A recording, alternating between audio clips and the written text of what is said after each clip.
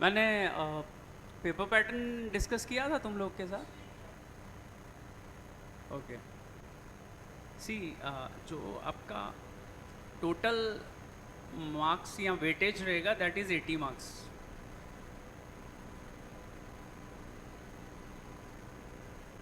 जिसमें से 20 मार्क्स तो एमसीक्यूज रहता है पहला। क्या हुआ बेटा? नाथ नहीं भाई, कनाथ।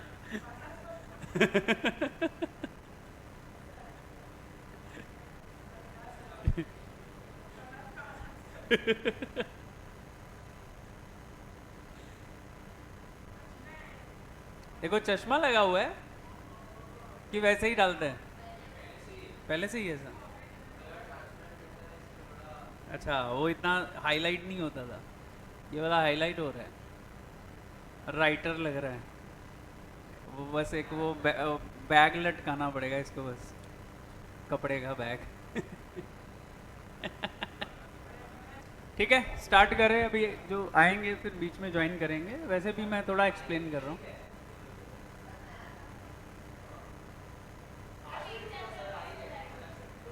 ओके।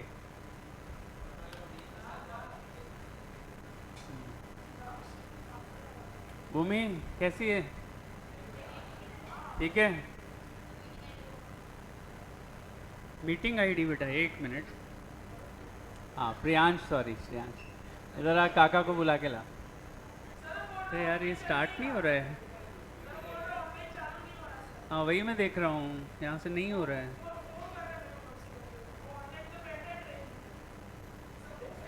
ये ऑनलाइन चालू नहीं हो रहा है जूम। बच्चे लोग वेट कर रहे हैं। ये इधर से स्टार्ट हो जाता है, हो नहीं रहा है।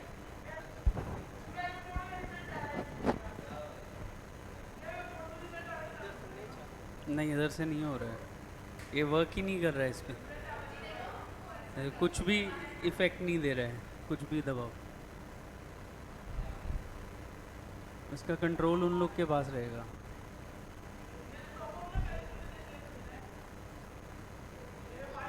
नहीं उठा रहे? ठीक है, ठीक है, अभी क्या कर सकते हैं, चालू करते हैं। बेटा ऑनलाइन स्टार्ट नहीं हो रहा है, कुछ टेक्निकल इशू रहेगा।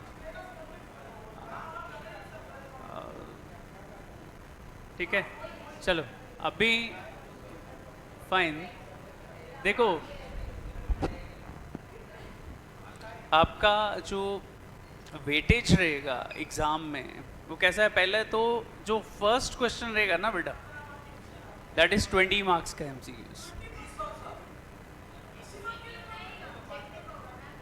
हाँ वही मतलब ऑब्जेक्टिव्स एंड ऑल। हेलो। हाँ सर बोलिए। ये चालू नहीं हो रहा है, इसका जूम मीटिंग चालू नहीं है। एक बार सर ना जूम कैंसिल करके एक बार फिर से चालू करिए, हो जाएगा ना। जूम कट के मतलब एंड मीटिंग करके फिर के बाद चालू करिए। Okay fine. हाँ ठीक है, ओके फाइन। थोड़ी देर में स्टार्ट हो जाएगा। Okay let us start. अब देखो जो फर्स्ट क्वेश्चन रहेगा आपका दैट इज फॉर 20 मार्क्स।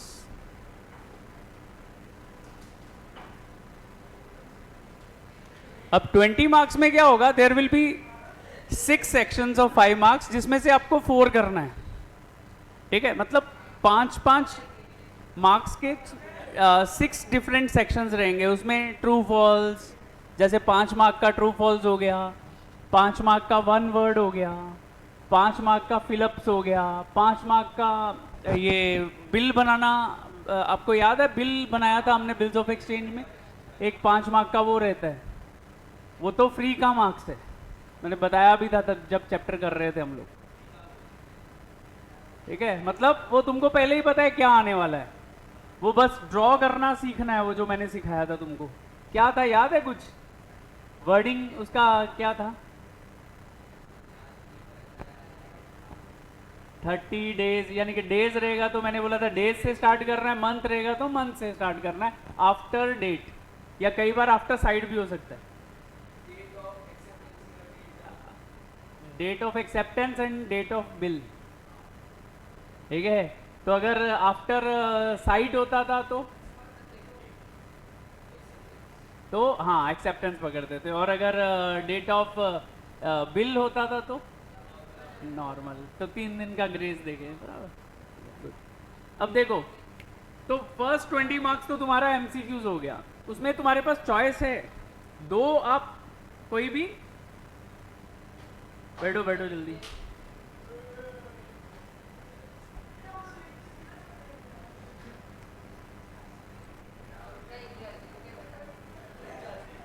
वहां पे कैसा है, 2 सेक्शंस आप कोई भी छोड़ सकते हो, 4 सेक्शंस आपको करने हैं, उसमें से एक तो मैंने ही बता दिया कौन सा करना है। 5 मार्क का आपको बिल ड्रॉ करना है। देखा जादू, एक सर से कितने सर हो गए? हाँ लूप लग गया है, अभी जूम चालू हो जाएगा। अच्छा नहीं, अभी दोबारा स्टार्ट होगा ना बेटा। अब देखो बेटा, मतलब 80 में से 20 मार्क्स का तो एमसीक्यूज क्लियर, उसके बाद उसने क्या किया, 3 सेक्शन में डिवाइड कर दिया। ठीक है, कितने सेक्शन में? 3 सेक्शन में। जो फर्स्ट सेक्शन है वहां पे क्या होगा, वहां पे आपको 4 10 मार्क्स के क्वेश्चन आएंगे, उसमें से 2 करने हैं। 4 में से कितना? 2। 4 क्वेश्चंस में से 2 क्वेश्चंस करने 10 मार्क्स के। अब उधर चैप्टर कौन कौन सा इन्वॉल्व है? बिल्स ऑफ एक्सचेंज, डिसोल्यूशन जो दोनों हो चुके अपने, एडमिशन जो आज चालू कर रहा हूं, और रिटायरमेंट जो इसके बाद आएगा। ठीक है, तो मतलब जो 10 मार्क्स, 10 इंटू 2 मतलब 20 मार्क्स का बी सेक्शन हो गया। ए सेक्शन तो तुम्हारा हो गया एमसीक्यूज का 20 marks, B section also 20 marks, उसमें 2 क्वेश्चंस ऑफ 10 मार्क्स तुमको अटेम्प्ट करने हैं, जिसमें से टोटल कितने आएंगे? 4 क्वेश्चंस। अब 4 ही चैप्टर्स है उसमें, कौन कौन से? पहला बिल्स ऑफ एक्सचेंज जो हमारा हो चुका है, सेकेंड अभी किया हमने डिसोल्यूशन, थर्ड चैप्टर वहां पे एडमिशन जो आज कर रहे हैं, और रिटायरमेंट। इन चारों में से 10 मार्क्स का आएगा, कोई 2 करने हैं, वो अलग आएगा, वो बता रहा हूं। ठीक है, उसके बाद एक सेक्शन आता है 16 मार्क का, मतलब उसमें से 4 क्वेश्चन आएंगे 8 मार्क्स के। तो उस 8 मार्क्स में तुमको 2 अटेम्प्ट करने हैं 8 मार्क्स के। अब वहां कौन से 4 चैप्टर हैं? एक है डेथ ऑफ ए पार्टनर, मतलब अभी मैं 3 चैप्टर कनेक्टिव करवाऊंगा, कौन कौन से? एडमिशन, रिटायरमेंट और डेथ। उसमें एडमिशन और रिटायरमेंट 10 मार्क्स के सेक्शन बी में है, लेकिन 8 मार्क्स का क्वेश्चन कहां से आएगा? डेथ में से, तो वो थर्ड सेक्शन में चला गया। उसके साथ आता है एक चैप्टर आएगा इशू ऑफ शेयर्स, एक चैप्टर आएगा एनालिसिस ऑफ फाइनेंशियल स्टेटमेंट्स, और एक कंप्यूटर का थ्योरी का क्वेश्चन आएगा। तो 8 मार्क के 4 क्वेश्चन आएंगे, एक डेथ में से, एक इशू ऑफ शेयर्स में से, एक एनालिसिस में से, और एक थ्योरी, और बताऊंगा मैं थ्योरी कौन सी है। तो 4 में से कोई 2 अटेम्प्ट करने तुमको।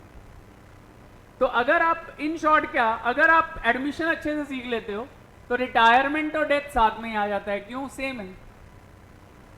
तो मतलब सेकंड सेक्शन के दोनों तुम अटेम्प्ट कर सकते हो, एडमिशन और रिटायरमेंट। मतलब बिल्स ऑफ एक्सचेंज और इधर डिसोल्यूशन का मान लो क्वेश्चन तुमको हार्ड भी लग रहा है, तो तुम एडमिशन रिटायरमेंट कर लो, तो भी तुम्हारा वो सेक्शन हो जाएगा अटेम्प्ट। ठीक है बेटा, तो थर्ड सेक्शन ऐसा होगा। और अभी कोई तो पूछ रहा था फाइनल अकाउंट के बारे में, कौन? भूमि पूछ रही थी, ओके, वंशी पूछ रही थी। अब देखो बेटा, 2 ऐसे टॉपिक है जहां पे तुम्हारे पास चॉइस नहीं है। अभी तक जितना भी मैंने बताया सब में चॉइस है। सेक्शन ए में 4 थे, कौन कौन से? Bills of exchange, dissolution, admission, retirement. 4 में से कोई 2 चैप्टर आने चाहिए, मतलब तुम्हारे पास चॉइस 50% का। ठीक है, अब 8 मार्क्स में भी 4 में से 2 करने हैं, तो death, issue of shares, analysis and theory, इनमें से 4 में से 2। लेकिन जो नेक्स्ट सेक्शन है ना बेटा, एक फाइनल अकाउंट और एक एनपीओ, इसमें कोई चॉइस नहीं है। आईपीओ नहीं, एनपीओ है, ठीक है। वो बताएंगे, अभी आएगा आगे। हाँ, फाइनल अकाउंट्स है वो भी, लेकिन नॉन प्रॉफिट ऑर्गेनाइजेशन है। तो इन दोनों में एक ही क्वेश्चन देगा और वही क्वेश्चन आपको अटेम्प्ट करना है, उसमें चॉइस कोई आने वाली नहीं। ओके बेटा, इधर देखो अभी। बेटा सेंड किया है आपको, हाँ उसको बोलो सेंड किया है, ज्वाइन कर सकते हैं। हाँ हुआ जूम, ग्रुप में डाला है, आया नहीं अभी, आएगा थोड़ी देर में। अभी देखो, first section 20 marks, second section also 20 marks, जो थर्ड सेक्शन था वो था 16 मार्क्स का, फोर्थ सेक्शन फाइनल अकाउंट का 12 मार्क्स। यहां तो ओनली फाइनल अकाउंट ही आएगा।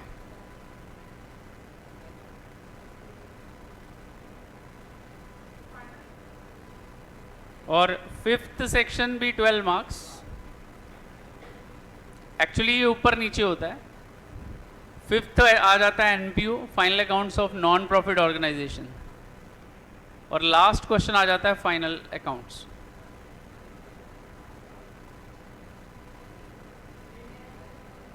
तो ये टोटल करोगे तो 80 मार्क्स बनता है, ठीक है। तो ऐसे तुम्हारा वेटेज आएगा, ठीक है। 20 मार्क्स, 16, 12, 12 और फर्स्ट वाला 20।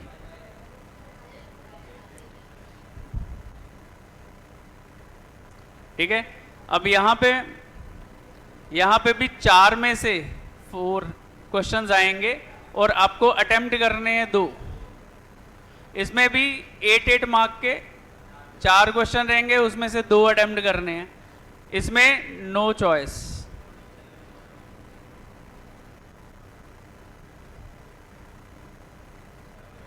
मतलब कैसे भी करके ये 2 तो तुमको आने ही चाहिए, जिसमें से अपना फाइनल अकाउंट ऑलरेडी हो चुका है। फाइनल अकाउंट हमने 11th में भी किया था। एक ही क्वेश्चन आएगा, वही करना है, चॉइस नहीं है उसमें कोई। एनपीओ का भी एक ही क्वेश्चन आएगा, 2 मतलब 12-12 मार्क के 2 दिख रहे ना। एक एक क्वेश्चन होगा, वही करना है, उसमें चॉइस नहीं है कोई। ऊपर के सेक्शंस में यहां भर भर के चॉइस है, मतलब 4 में से कोई 2 कर लो, हो जाएगा। हाँ, यहां पे कौन सा था? फर्स्ट सेक्शन में क्या था अभी मैंने बताया था, bills of exchange, dissolution, admission, retirement. यहां क्या था? Death, issue of shares, analysis of financial statement and theory का एक क्वेश्चन।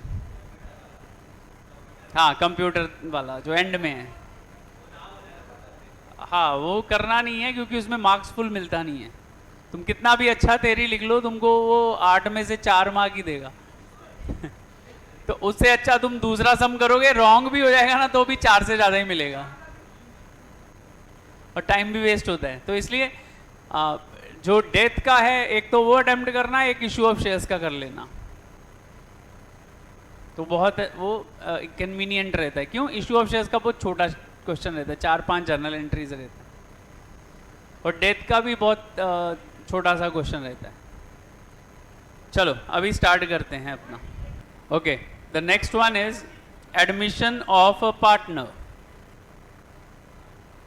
ठीक है, पहले तो नाम से ही समझ रहा है, एडमिशन मतलब कोई नया पार्टनर घुस रहा है। ठीक है, मान लो पहले 2 जन की पार्टनरशिप थी, अब कौन है? तीसरा जन आ गया, वो बराबर है। तो तीसरा जन आ गया तो मैटर हो गया।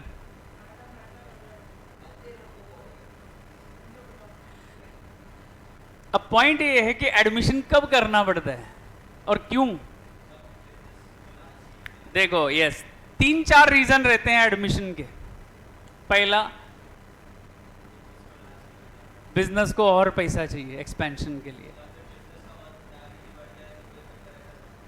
हाँ, ठीक है, तो पहला पॉइंट आ जाता है भाई, बिजनेस को पैसा चाहिए।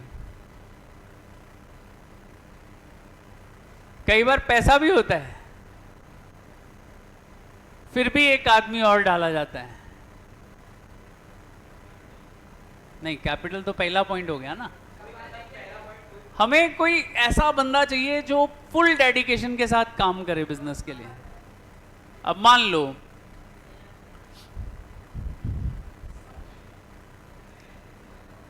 मान लो एक ऑलरेडी बिजनेस चल रहा है अच्छा खासा मुलुंड के अंदर, ठीक है, कोई भी ले लो, भाऊ वड़ा पाव, ठीक है। अब भाऊ वड़ा पाव वाले ने डिसाइड किया भाई थाना में भी एक ब्रांच डालते हैं। नहीं है, गजानन है वो, ठीक है। तो अभी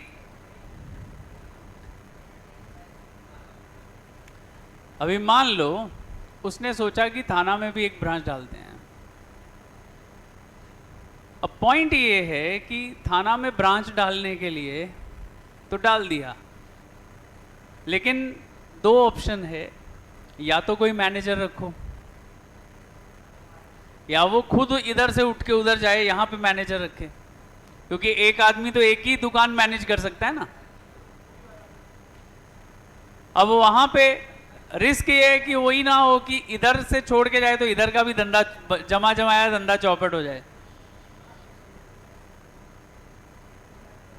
अब अगर मैनेजर रखे थाना में, तो एक बात याद रखना, जो एम्प्लॉय होता है वो कभी भी उतनी डेडिकेशन से काम नहीं करता जितना मालिक खुद करता है। जब तक एम्प्लॉय के सर पे मालिक बैठा नहीं रहेगा ना, वो कुछ काम ही नहीं करेगा। चाहे मालिक कुछ भी ना करे, बस उधर बैठा है,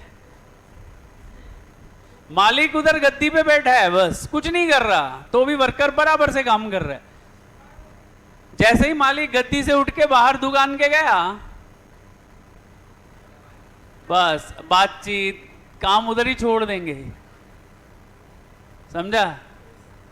ये तो पर्सनल एक्सपीरियंस है मेरा। हमेशा किसी भी बिजनेस में मालिक का सर पे होना बहुत जरूरी है। लेकिन अभी थाना में ब्रांच खोले तो क्या मुलुंड का ऐसे छोड़ देना चाहिए जो इतना चल रहा है? नहीं ना। तो फिर ऑब्वियसली अगर थाना में ब्रांच ओपन करना है तो एक और ऐसा बंदा चाहिए जो मालिक ही हो, जो पैसा लगाए, लॉस हुआ तो उसको पता हो मेरी जेब से जाने वाला है, फिर वो बराबर से डेडिकेशन से काम करेगा। तो इसलिए कई बार एक नया बंदा डाल दिया जाता है कि अच्छे से काम करेगा, उसको कुछ शेयर दे दिया जाता है। कई बार तो क्या होता है, कोई बहुत मतलब लॉयल वर्कर होगा, कई बार उसको ही पार्टनर बना लेते हैं। अच्छा ठीक है, उस दुकान को संभाल, 10% प्रॉफिट में तेरा।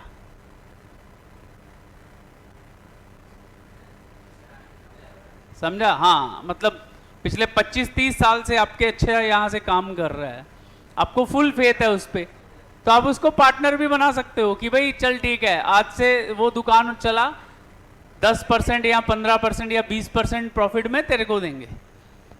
अब उसको पता है मेरे को सैलरी नहीं मिलना है, प्रॉफिट में से शेयर मिलना है। हाँ, तो कई बार इसलिए एडमिशन कर ली जाती है। अच्छा, कई बार ऐसे लोगों को लाना जरूरी हो जाता है।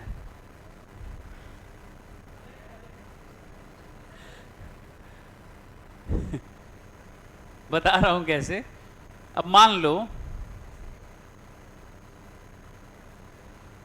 लो मुलुंड स्टेशन के सामने, मान लो क्या है ही, भाऊ वड़ा पाव वाले की दुकान है, ठीक है। तो अब वो सोचता है भाई शॉप तो है ही, एक काम करते हैं, थोड़ा बिजनेस एक्सपैंड करते हैं।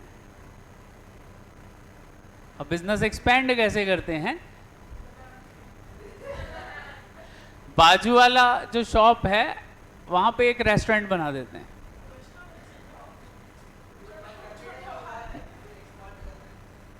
ठीक है, अब भाऊ वड़ा पाव से भाऊ रेस्टोरेंट हो जाएगा।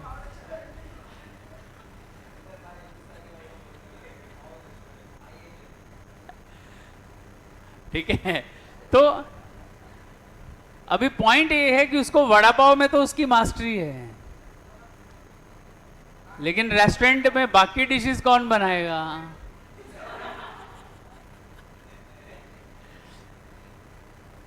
ठीक है, तो मान लो वो कनात को कांटेक्ट करता है। ठीक है, मान लो कनात एक अच्छे रेस्टोरेंट में हेड शेफ है।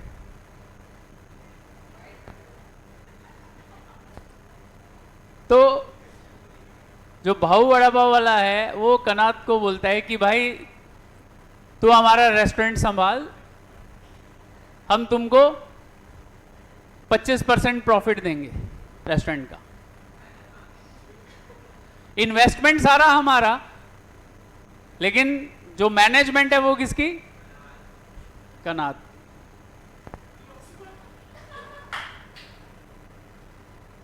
ठीक है, तो यहां पे क्या है, हमें एक एक्सपर्ट चाहिए उस बिजनेस का, क्योंकि उस बिजनेस के बारे में नॉलेज नहीं है लेकिन हमको इन्वेस्ट करना है उसमें। तो फिर एक ऐसे आदमी को पकड़ा जाता है, उसकी एडमिशन की जाती है जो ऑलरेडी उस चीज का मास्टर है। आगे चले, अभी हो गया तुम लोग का, चलो। सो बेटा देयर आर वेरियस रीजंस जिसके कारण एडमिशन किया जाता है, किसका? न्यू पार्टनर का। अब जब भी आप न्यू पार्टनर का एडमिशन करोगे तो उसके कुछ इंपैक्ट भी होंगे। क्या इंपैक्ट होएगा? पहला impact, profit sharing ratio change हो जाएगी। मान लो पहले जो भी प्रॉफिट था वो 2 जन में बट रहा था, अब क्या हो गया? 3 जन में बट रहे, बराबर ना? तो जो पुराने वाले पार्टनर्स हैं उनका शेयर कम हो जाएगा, क्योंकि उनका शेयर ही लेके नए पार्टनर में बांटा जाएगा। ठीक है, तो यहां पे 2 पॉइंट आ जाते हैं, एक को बोलते हैं ओल्ड प्रॉफिट शेयरिंग रेशियो। ठीक है, तो एक था ओल्ड प्रॉफिट शेयरिंग रेशियो, मतलब ये कब था? एडमिशन से पहले का, बिफोर एडमिशन। और एक दूसरा हो जाएगा न्यू प्रॉफिट शेयरिंग रेशियो।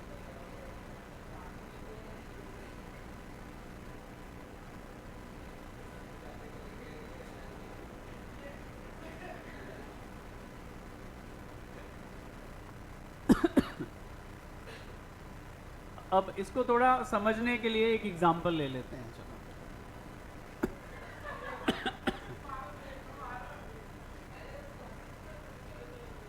मान लो लेक्चर के बाद वैभव और रोशिल दोनों डिसाइड करते चलो पिज्ज़ा खाने चलते हैं।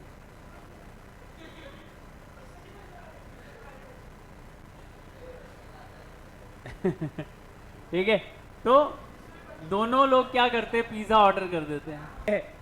तो दोनों ने क्या किया? पिज़्ज़ा ऑर्डर कर दिया। अब इस पे थोड़े टॉपिंग्स डाल देते हैं। अब दोनों ने डिसाइड कर लिया भाई 50-50, तेरा तू मेरा मैं। ठीक है, TTMM से हम पेमेंट करेंगे। TTMM, तेरा तू पेमेंट कर, मेरा मैं करते हैं। अब दोनों ने डिसाइड कर लिया भाई ये हाफ पार्ट तेरा, हाफ मेरा। ये दोनों ने ये बाउंड्री ड्रॉ कर ली, LOC। ठीक है, उसको जरूरत है ना?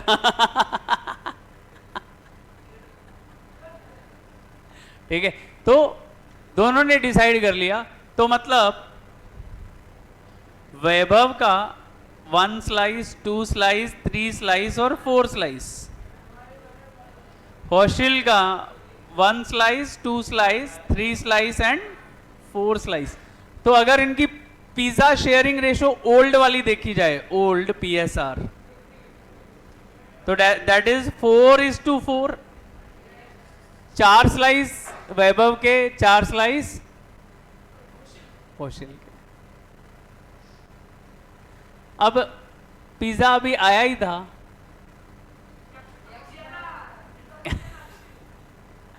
ठीक है, तो इतने में अक्षित भाई पहुंच गया रेस्टोरेंट में।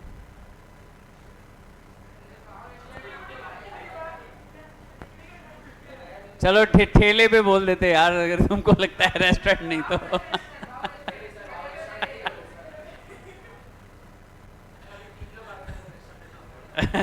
अफोर्ड कर सकते हैं, ठीक है। तो अभी देखो, ये जो ओल्ड रेशो थी किस किस की थी?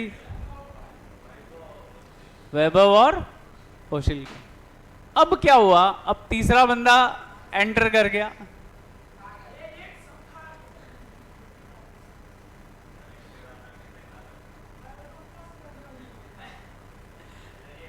ठीक है। अभी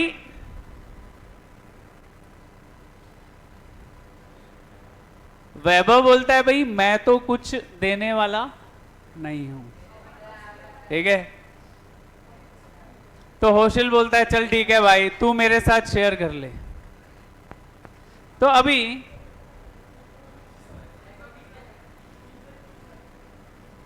ये 2 स्लाइसेस जो है, ठीक है, कौशल किसको दे देता है? अक्षित को।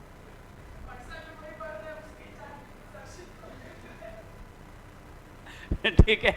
तो अभी हो क्या रहा है, जो न्यू प्रॉफिट शेयरिंग रेशो है, यानी कि न्यू पिज्जा शेयरिंग रेशो, वो पहले तो 3 जन में होएगी। क्यों? अभी 3 बंदे हो गए। कौन कौन? वैभव, कौशल एंड अक्षित। अब देखो, वैभव के तो अभी भी 4 स्लाइसेस ही हैं, लेकिन इन दोनों ने 2-2 स्लाइस शेयर कर लिए, ठीक है। तो ये हो गई ओल्ड पिज्जा शेयरिंग रेशो, ये होगी न्यू पिज्जा शेयरिंग रेशो। अब इसमें से एक नया पॉइंट ओरिजिनेट होता है, दैट इज सैक्रिफाइस रेशो, ठीक है। सैक्रिफाइस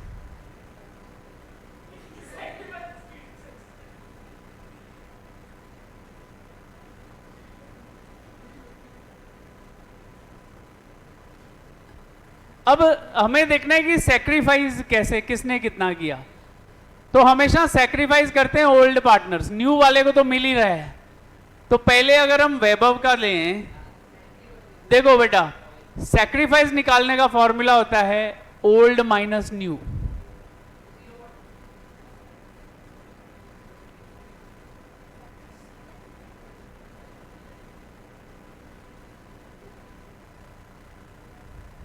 ये पहले भी 4 स्लाइस लेने वाला था, अभी भी 4 स्लाइस है इसके, तो इसने क्या सैक्रिफाइस किया? कुछ भी नहीं। अच्छा, अब आ जाओ कौशल के केस में। पहले कितने थे? 4, अभी कितने हैं? तो इसके क्या सैक्रिफाइस है? 2 स्लाइस इसने क्या कर दिए सैक्रिफाइस। समझा बेटा सैक्रिफाइस रेशियो कैसे निकलता है? Old minus new. तो मतलब 3 कंसेप्ट यहां पे हमने सीखे। पहला ओल्ड प्रॉफिट शेयरिंग रेशियो, दूसरा न्यू प्रॉफिट शेयरिंग रेशियो, तीसरा सैक्रिफाइस रेशियो। अच्छा, अब देखो, अब जो नया पार्टनर है उसको क्या मिलेगा? गेन। तो उसको बोल सकते हैं गेन रेशियो।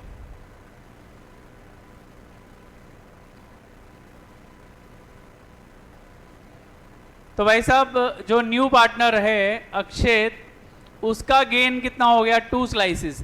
मतलब जितना इन दोनों पार्टनर का सैक्रिफाइस, उतना ही नए पार्टनर का गेन। पुराने पार्टनर जितना छोड़ रहे हैं, नया पार्टनर उतना ले रहा है। तो sacrifice is always equal to gain. Sacrifice हमेशा किसके इक्वल होता है? गेन के। अंडरस्टूड? इतना समझा है क्या बेटा? आगे चले।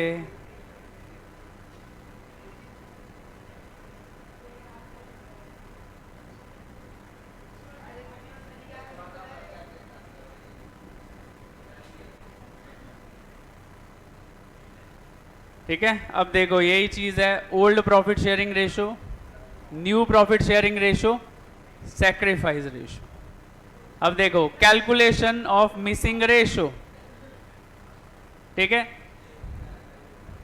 ये देखो ओल्ड रेशो दिया हुआ है, न्यू रेशो दिया हुआ है, तो सैक्रिफाइस कैसे लिख सकते हैं हम? अभी मैंने बताया था, क्या फॉर्मूला होगा? Yes, old ratio minus new ratio, old ratio minus new ratio. अच्छा, मान लो किसी क्वेश्चन के अंदर ओनली ओल्ड रेशो ही दिया है, न्यू रेशो दिया ही नहीं है।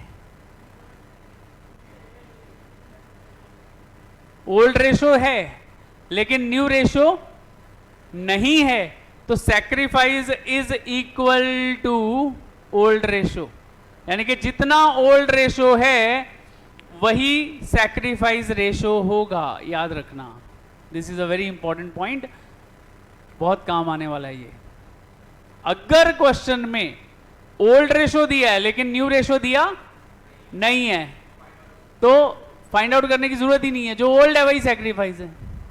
मान लो ओल्ड है 1:2, तो सैक्रिफाइस भी उसी रेशो में हुआ है 1:2।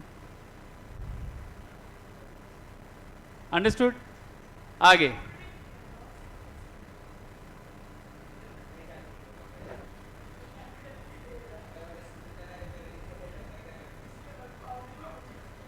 अब देखो बेटा, केस 3, इसको उसने दो पार्ट में डिवाइड कर दिया, ओल्ड रेशो दिया है और सैक्रिफाइस रेशो दिया है, तो न्यू रेशो कैसे आएगा? ओल्ड रेशो दिया है और सैक्रिफाइस रेशो दिया है। Yes, old minus sacrifice, old ratio minus sacrifice ratio is equal to new ratio. पुरानी में से सैक्रिफाइस माइनस कर दो। अच्छा, ओल्ड रेशो दिया है, ओल्ड रेशो दिया है और कितना सैक्रिफाइस मेड है वो भी दिया है, तो भी फॉर्मूला सेम ही रहेगा, ओल्ड में से सैक्रिफाइस माइनस कर देंगे। अब देखो, अब कुछ एग्जाम्पल ले लेते हैं। Old ratio is 6:4। अब आंसर तुम लोगों ने देना है। ओल्ड रेशो कितना है और न्यू रेशो कितना है, तो सैक्रिफाइस रेशो बताओ कितना है। सैक्रिफाइस रेशो बताओ।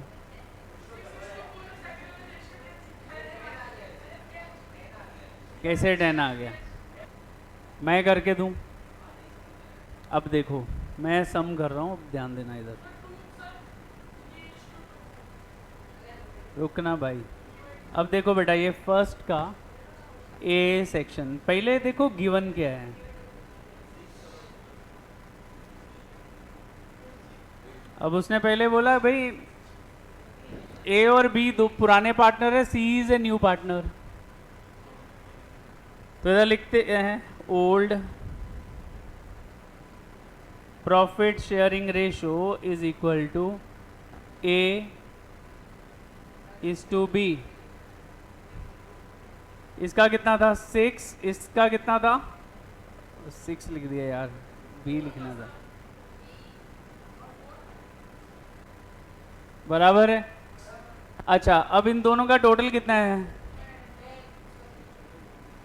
तो ये हो गया इन दोनों का ओल्ड रेशो।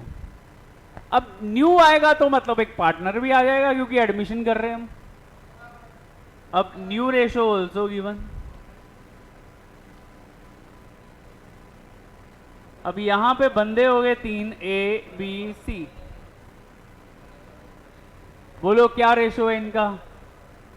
गिवन है देखो 10 6 4।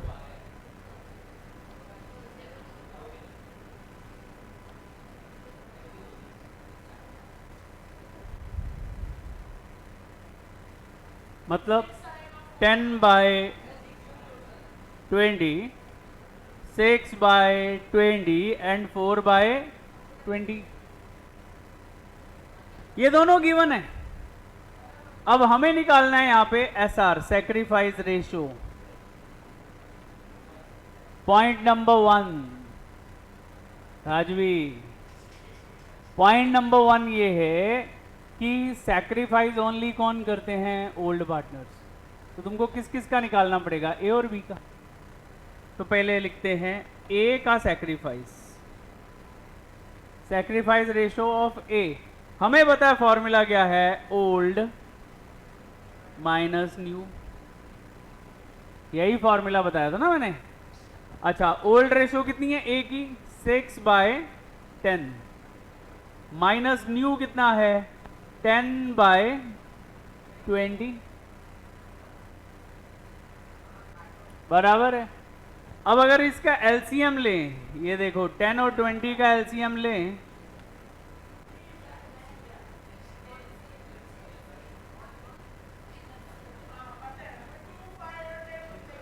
एक मिनट भाई, तुम लोग को समझ रहा है मैं क्या बोल रहा हूं?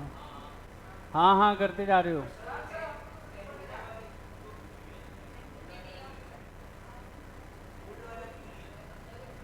बेटा सैक्रिफाइस कैसे आएगा? ओल्ड माइनस न्यू ही आएगा ना। तो ओल्ड भी चाहिए और न्यू भी चाहिए। अब देखो इतना पता ही नहीं है कि होशिल पहले कितने स्लाइस खाने वाला था। अब न्यू देखो बताए कि वो 2 खाने वाला है, तो कितना सैक्रिफाइस किया कैसे निकालेगा? तो एक कॉमन सेंस है ना भाई, पहले कितना था वो पता होना चाहिए, अब कितना है तो ही बताएंगे कितना छोड़ा या लिया। तो एक कॉमन सेंस है, ओल्ड से माइनस करेंगे ना, वही तो बोल रहा हूं।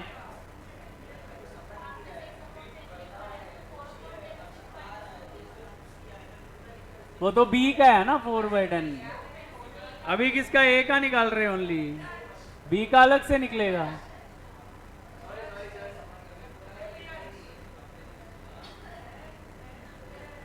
पहले ध्यान से सुनो, एक मिनट। ये थोड़ा सा ना इम्पोर्टेंट तो है ही, दिमाग लगाने वाला है। इसमें बातचीत करोगे तो समझेगा नहीं, ठीक है? थोड़ा सा मैथ्स है इसमें, तो इसलिए ज़रा ध्यान दो। अब देखो, अगर मैं 10 और 20 का एलसीएम करता हूँ, मान लो सीधा 10 पे ही लेते हैं, वो 2 2 2 लेते जाएंगे तो हो जाएगा फिर। तो ये हो गया 1, ये हो गया 2, फिर 2 पे 1 1, 20 इंटू 2 20, और 10 इंटू 2 20। इधर देखो, अब 20 को डिवाइड 10 से करोगे तो कितना आएगा? 2। 2 इंटू 6 हो गया 12, माइनस 10। क्यों? 20 20 कट के 1 ही आना है, तो 10 इंटू 1 करोगे 10 ही आना है। तो इसका सैक्रिफाइस कितना हो गया? 2/20। इसने कितना सैक्रिफाइस किया है? 2/20। अब बी का देख लेते हैं। बी का पहले कितना था? 4/10, यही था ना। अब न्यू कितना है उसका? 6/20, ये भी हो जाएगा 20, ये होएगा 8 माइनस 6।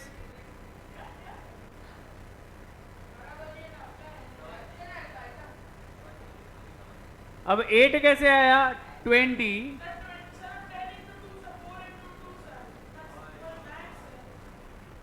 तो आंसर 2 आया। तो इस 2 को मल्टीप्लाई करो 4 से तो 8 हो गया। अब 20-20 करोगे तो 1 1 इंटू 6 6। तो जो सेक्रीफाइस है दैट इज 2:2, मतलब इक्वल सेक्रीफाइस किया है दोनों ने, चाहे उनका रेशो इक्वल नहीं था लेकिन सेक्रीफाइस इक्वल है। इतना समझा है सबको? श्योर? जरा नोट करो इसको, ये अपने पास नोट कर लो। हो गया बेटा, आगे चले। एक सम दूं तुमको, ये वाला थर्ड सम करके दिखाओ जरा। Pramod and Vinod, Pramod and Vinod are partner sharing profits and losses in the ratio of 3:2।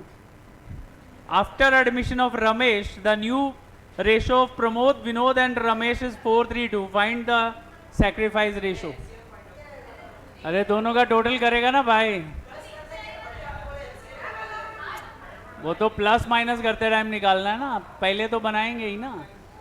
वो एलसीएम कब निकालेंगे? जब माइनस करेंगे तब, पहले तो वही लिखना है ना। हाँ तो 9 ही आएगा ना। 4 + 3 + 2 9।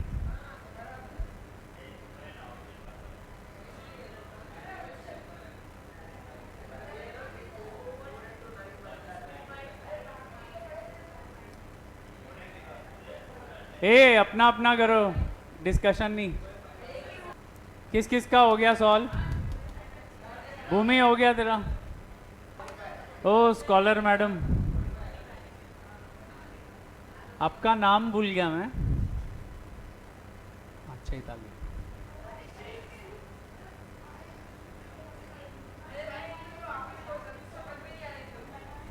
करवा रहा हूँ।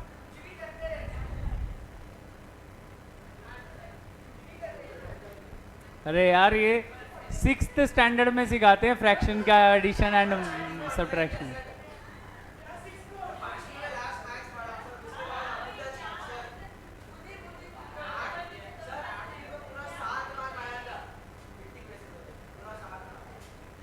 तो भी पास कर दिया उन लोग ने।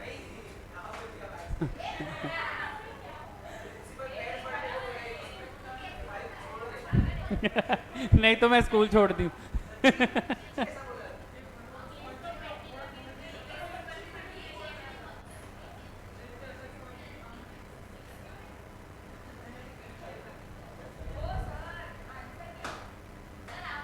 मैं करता हूँ।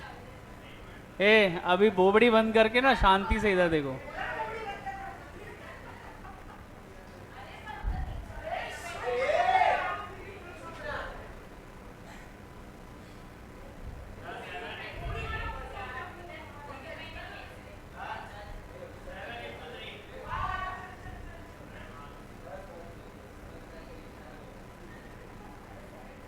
ए ओल्ड रेशो देखो, ओल्ड किसमें था? प्रमोद और विनोद। विनोद पहले है प्रमोद पहले है? प्रमोद एंड विनोद ना। और कितना था? 3:2। हाँ बेटा, हमेशा हम क्या करते हैं, इन दोनों का टोटल करके उनके नीचे उसका डिनोमिनेटर बना देते हैं। 3 + 2 5 होता है ना, तो इसलिए 3/5 एंड 2/5। अच्छा इसका मतलब क्या है? ये 3/5 और 2/5 का मतलब क्या है? एक बात याद रखना कि fraction means less than 1। Fraction क्या होता है? फ्रैक्शन मतलब अ पार्ट। तो जब भी हम फ्रैक्शन बोलते हैं ना, मतलब वो 1 से नीचे है। 0 और 1, अगर आप एक नंबर लाइन ड्रॉ करो तो नंबर लाइन में 0 और 1 के बीच के पार्ट को फ्रैक्शन बोलते हैं। तो जब मैं बात कर रहा हूं 3/5, मतलब 0 से लेके 1 के बीच की जो भी डिस्टेंस है उसको 5 इक्वल पार्ट में डिवाइड कर लिया, और उस 5 पार्ट में से जो P है वो 3 पार्ट ले लेगा।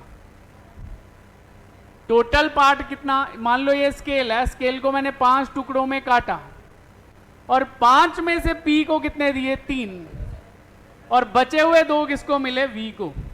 तो समझा है? तो टोटल टुकड़े कितने हुए? 3 + 2 5। तो जो नीचे लिखा होता है ना वो टोटल पार्ट्स होते हैं, और ऊपर जो होता है वो उस पर्टिकुलर पर्सन को कितने पार्ट मिल रहे हैं उसमें, तो इसलिए नीचे टोटल लिखा जाता है। जैसे 3/5 का मतलब है कि अगर एक पर्टिकुलर स्केल के 5 टुकड़े किए तो उसमें से 3 पी को मिले, 2 विनोद को मिले, बी को मिले। हाँ, अब हाँ 2 भी उसको, ठीक है। मान लो 5 पेंसिल है, ठीक है, 3 हमने किसको दे दी, पी को, और 2 किसको दे दी, वी को। अब आ जाओ न्यू रेशो।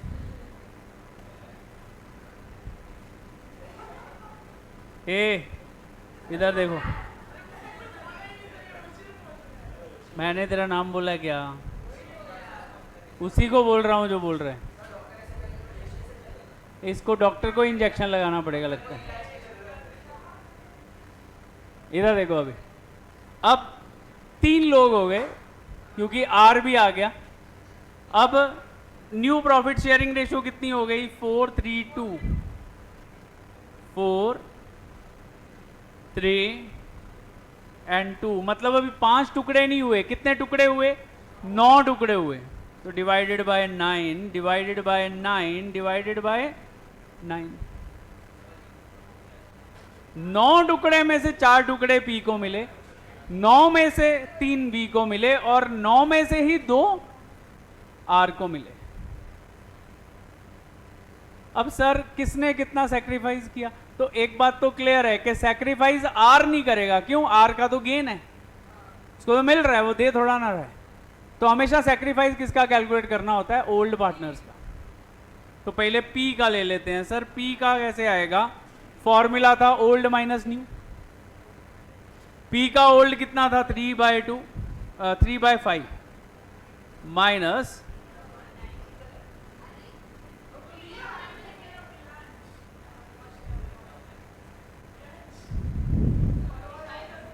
अब बेटा लिसन, एक टेबल में 5 और 9 आते ही नहीं है, तो हम क्या करेंगे, सीधा क्रॉस मल्टीप्लाई कर लेंगे। तो 9 5 ज़ा 45, अब 9 इंटू 3, 5 इंटू 4, तो 7/45 किसका सैक्रिफाइस आ गया, पी का।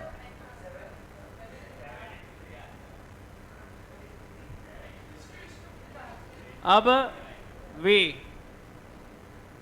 इसका था 2/5, 3/9, तो मल्टीप्लाई किया, 9 इंटू 5 45, और जब ऐसे करके करते हैं ना तो सीधा क्रॉस मल्टीप्लाई करो, आंसर आएगा। तो 9 इंटू 2 18, 5 इंटू 3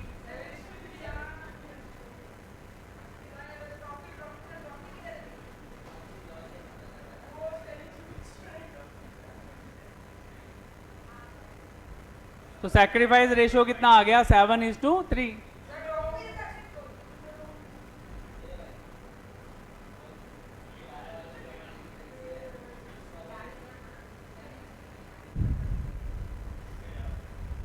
ये नोट कर लो भाई अपने पास, please note down this question also. इसका अक्षित का बराबर था। कनात कुछ कर रहा है कि नहीं, लिख रहा है ना, चेक करूंगा मैं बुक बाद में।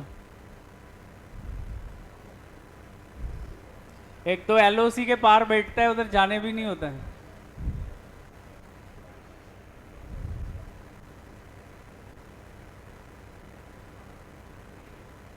आगे चले अभी नेक्स्ट, इधर देखो, अब नेक्स्ट टाइप आ गया। अब देखो second type and the last type यही है। अब इसमें क्या दिया है, इसमें तुमको ओल्ड रेशो दिया है, क्या दिया है, ओल्ड रेशो दिया है, और जो नया पार्टनर ना उसका शेयर दिया है, सी का शेयर, और बोलता है क्या फाइंड आउट करो, new profit sharing ratio find out करो, ठीक है। और सैक्रिफाइस रेशो फाइंड आउट करो। दो चीज़ें फाइंड आउट करनी है, न्यू रेशो और सैक्रिफाइस, क्योंकि जब तक न्यू नहीं होगी तब तक सैक्रिफाइस भी नहीं आएगी। Shall we start? तो अरे यार,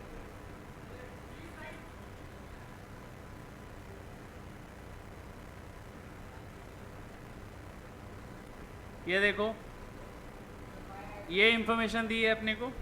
इधर लिखते हैं क्वेश्चन सेकंड पार्ट, फर्स्ट का सेकंड पार्ट। गिवन क्या क्या था?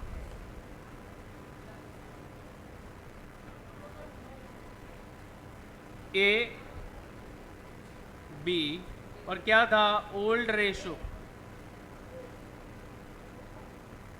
कितना था बेटा ओल्ड रेशो, बोलो?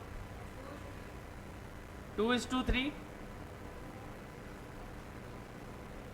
2/5, 3/5, और सी का शेयर दिया हुआ है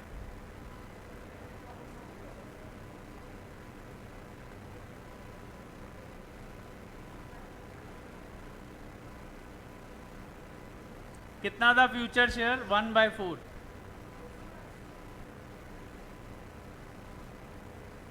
अब ध्यान से देखो सम सॉल्व कैसे होना है, क्योंकि बाद के सम्स आप लोग ही करके देने वाले हो मेरे को।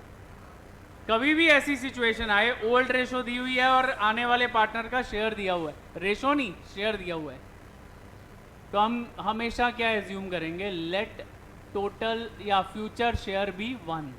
तो पहले हम 1 एज्यूम कर लेंगे, इधर लिखेंगे लेट फ्यूचर शेयर बी 1। तो मतलब हमने पहले मान लिया कि हमारा फ्यूचर का शेयर कितना है? 1। अब 1 में से 1/4 कौन ले जाएगा? सी। वो तो गिवन ही है, उसने बोला ना 1/4 शेयर है सी का। तो सीज फ्यूचर शेयर, ए भाई वैभव इधर देख,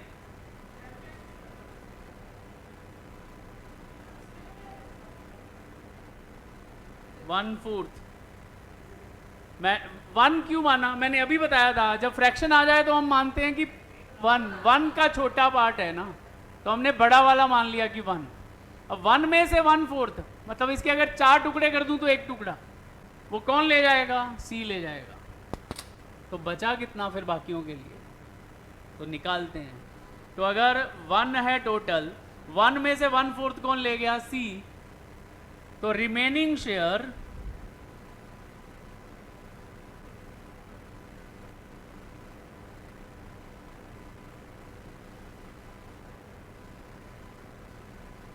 फॉर ए एंड बी। अब ए और बी का रिमेनिंग शेयर कितना होगा? 1 - 1/4, ठीक है, ये हो जाएगा 3/4। क्यों? 4 टुकड़े में से 1 टुकड़ा ये ले गया, तो बचे कितने? 3 ना। कैलकुलेट भी करो तो ये हो गया 1/1, तो एलसीएम 4 ही हुआ। अगर मान लो मैं पूरा सॉल्व करके भी देता हूं, तो 1/1 - 1/4, तो एलसीएम हो गया 4। क्रॉस मल्टीप्लाई कर लें, 4 × 1 4 और 1 × 1 1।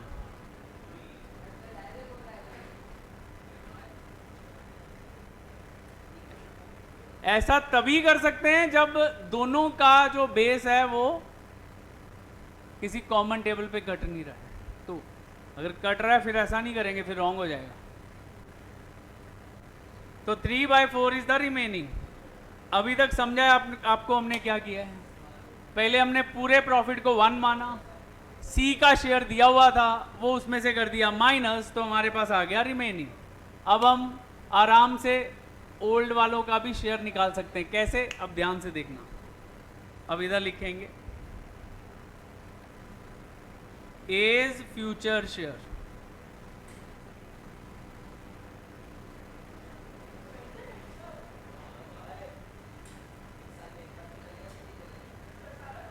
As future share. अब ये कैसे आएगा? Old into remaining. अब ये फॉर्मूला याद रखना, old ratio into remaining profit. Old ratio कितना था इनका, दिया हुआ था 2/5, तो ए का था 2/5 इनटू रिमेनिंग है 3/4। अब देखो 3 इंटू 2 कितना होगा 6, और 5 इंटू 4 20, तो कितना हो गया 6/20। अब इसको कट कर सकते हैं, तो एक काम करते हैं, पहले हम 2 पे कट करेंगे तो 3 10, तो ये आ गया 3/10, ये हो गया उसका फ्यूचर शेयर।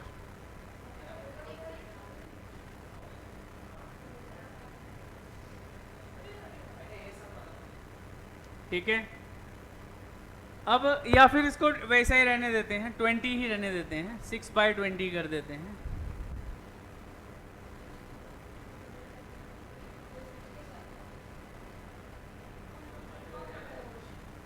ठीक है, अब बी का ले लेते हैं। नहीं करेंगे, पता क्यों, क्योंकि वो तीसरे वाले का 4 है, तो 2 वो ये 20 बने, उसका 10 बनेगा नहीं। इनका 10 कर दिया, उसका 10 कैसे करेंगे।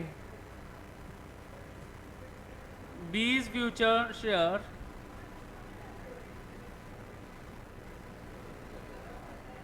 अब देखो ये था 3/5 इंटू 3/4, तो ये हो गया 9/20, तो इनका फ्यूचर का शेयर निकल गया, ए का भी और बी का भी। अब तीनों का लिख दें, यहाँ लिखेंगे ए बी और सी। ए का कितना आया है 6/20, बी का कितना 9/20, और सी का तो गिवन था क्या 1/4। अब देखो ये कुछ अजीब नहीं लग रहा, इन दोनों का नीचे 20 है, इसका 4 है, तो इसको भी 20 में कन्वर्ट करना होगा, तो इनटू कितना करेंगे 5, जितने से डिनोमिनेटर उतने से न्यूमरेटर। अब उधर 10 मैंने क्यों नहीं किया, क्योंकि 4 को कितने से मल्टीप्लाई करोगे 10 आएगा। 4 के टेबल में 10 आता है क्या, नहीं, या 8 आएगा या 12 आएगा, तो इसलिए मैंने उसको कट नहीं किया। अगर आता रहता तो मैं कर देता था। तो देखो 6/20, 9/20 एंड 5/20, तो ये हो गया न्यू प्रॉफिट शेयरिंग रेशियो। कुछ नहीं समझा है पूछ लो, क्योंकि नेक्स्ट सम मैं तुम लोगों से करवाने वाला हूँ।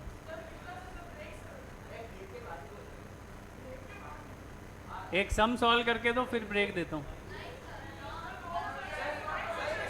ब्रेक में वैसे ही भूल जाएगा क्या किया था।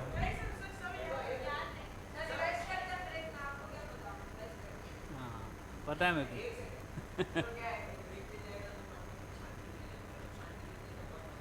मन को शांति चाहिए तो हिमालय पे जाना पड़ेगा भाई।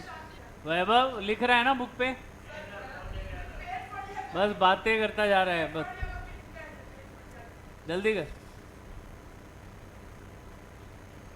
छोटे बच्चों की तरह पेज फाड़ लेते हैं। चलो जल्दी करके दिखाओ।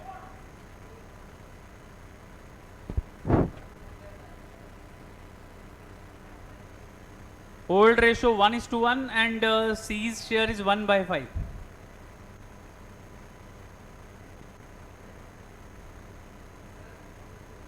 ट्राई करो जल्दी, चलो जल्दी नेक्स्ट सम करो। ओके नेक्स्ट सम देखो, हुआ क्या सबका, इधर देखो, अभी मैं कर रहा हूँ। देखो ओल्ड रेशो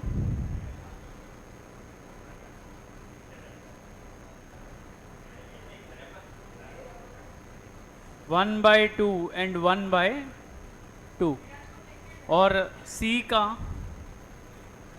फ्यूचर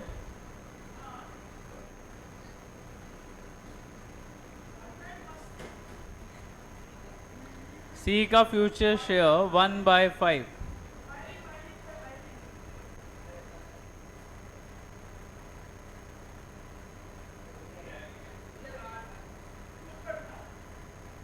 ठीक है, अभी सबसे पहले हमने लिखा लेट फ्यूचर शेयर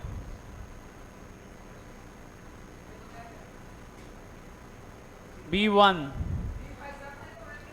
ठीक है। अब रिमेनिंग, अभी देखो सी का शेयर तो था, तो रिमेनिंग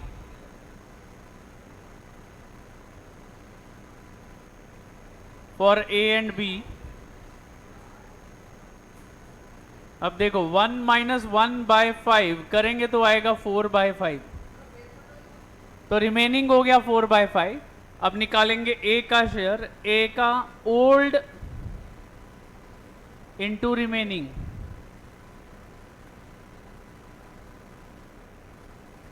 ओल्ड था 1/2 और रिमेनिंग था 4/5,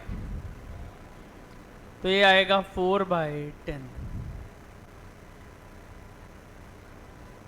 बी का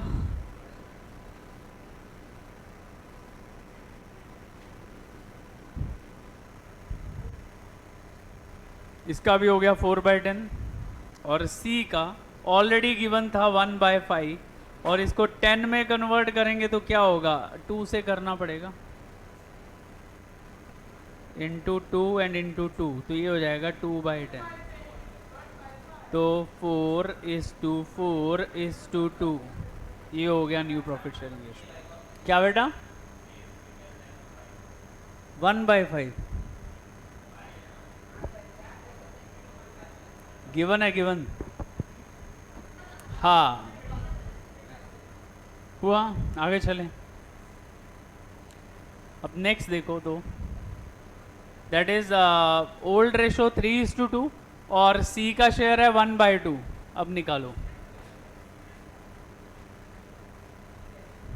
ओल्ड रेशो 3:2 और सी का शेयर है 1/2, ट्राई करो।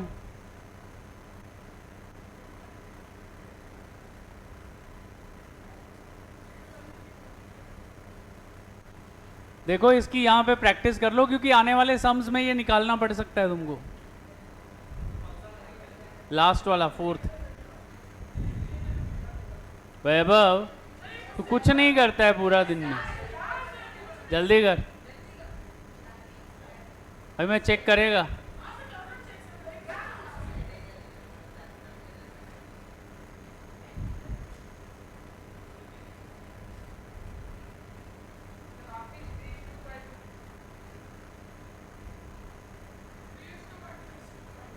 वो तो ओल्ड रेशो है, 3/5 2/5, तो हाफ गया तो हाफ ही बचेगा। 1 माइनस 1/2 क्या है, 1/2।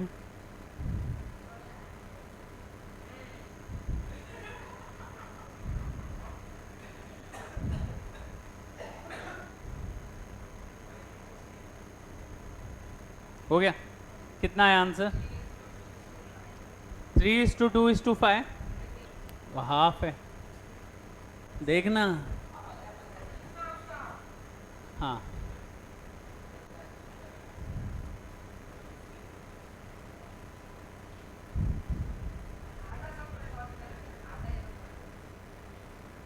वही आधा ही नहीं होगा वो इग्नोर कर रही है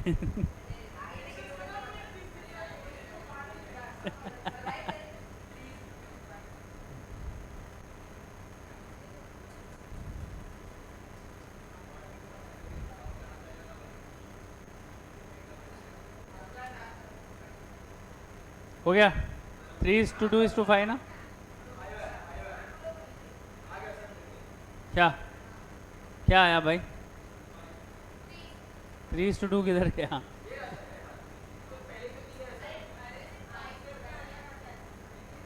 हाँ या बाय चांस सेम आ रहा है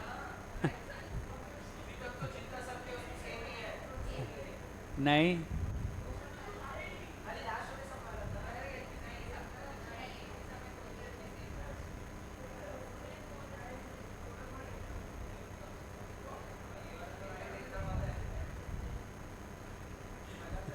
इसीलिए तो प्रिंसिपल ने बोला था भाई तू मैथ्स लेने वाला है तो मैं स्कूल छोड़ के जाती हूँ मेरे को बता दे तू मैथ्स लेने वाला है तो मैं जाऊँ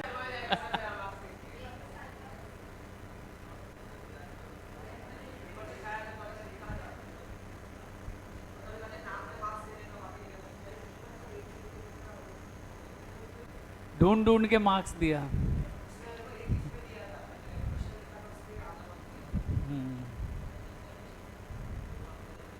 तो मतलब तू पूरे क्वेश्चन भी नहीं लिख के आया, नहीं तो पास हो जाता था। ओनली क्वेश्चन ही लिख देता पूरे। इधर देखो, अभी मैं कर रहा हूं, देखो old ratio last.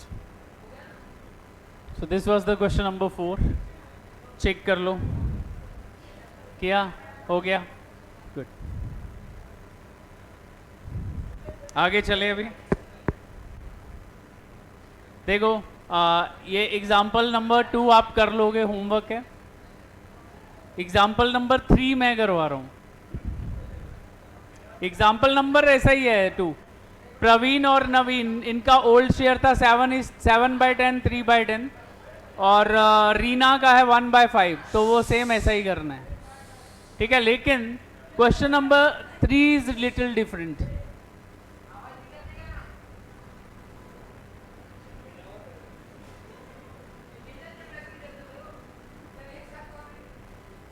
Question number 3 देखो, इसमें पहले गिवन लिखेंगे।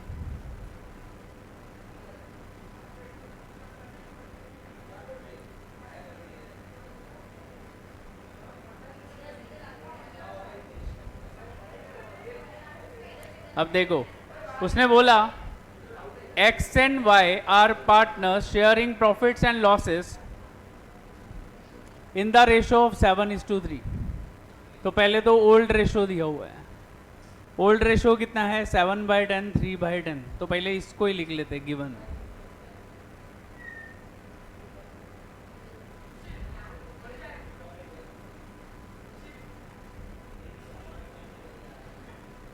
X एंड Y था ना, यस। और 7:3 क्या लिखा है इधर?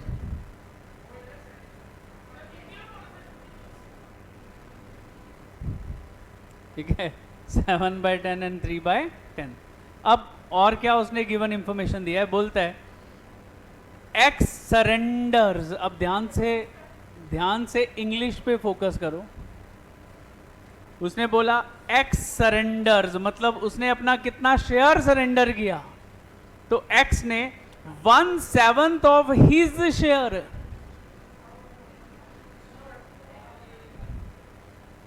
तो X ने कितना सरेंडर कर दिया Y को?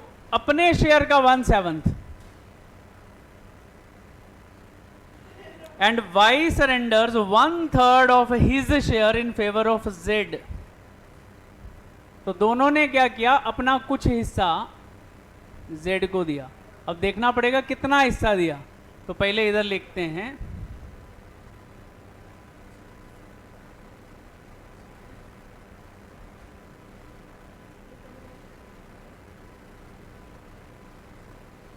अब देखो उसका पुराना हिस्सा कितना था? 7/10। और उसका कितना पार्ट उसने दिया? उसका 1/7 पार्ट दिया इंटू 1/7। क्लियर? अब कट करें तो 7/7 कट हो गया। तो इसने सैक्रिफाइस कितना किया? 1/10। मतलब 1/10 उसने सरेंडर कर दिया। किसने? X ने। अब देखते हैं Y ने कितना सरेंडर किया। Y सरेंडर,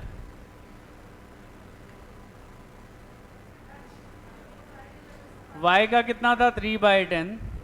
और उसने कितना सरेंडर किया? 1/3, 1/3। तो 3 कट, इसने भी 1/10। अब इन दोनों ने जितना सरेंडर किया उसको टोटल करो तो वो Z का शेयर बन जाएगा। तो इधर लिखेंगे Z शेयर 1/10 जो X ने दिया प्लस 1/10 जो Y ने दिया, तो आएगा 2/10।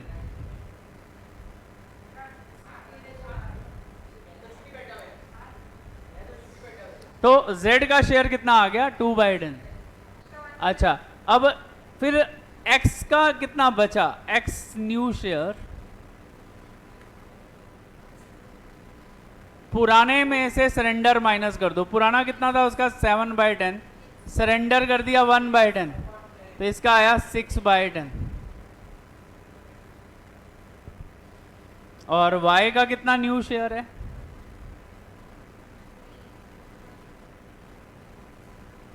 पुराना था 3/10, माइनस कर दिया 1/10, तो आ गया 2/10।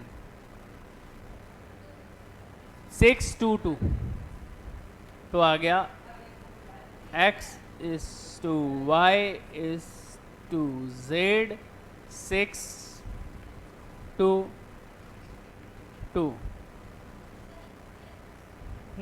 कुछ नहीं है, थोड़ा सा ध्यान देने की जरूरत है बस। So this is the solution. Please note down.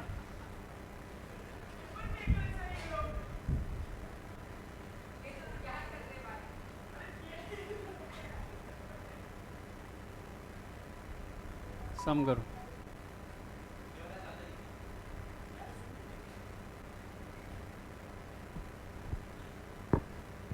जहां पे वो बोल देना अपने पार्ट का, तो उसको मल्टीप्लाई करना होता है। पुराना शेयर लिखो, उसको मल्टीप्लाई कर दो, तो उतना सेक्रीफाइस आ जाता है, सरेंडर आ जाता है।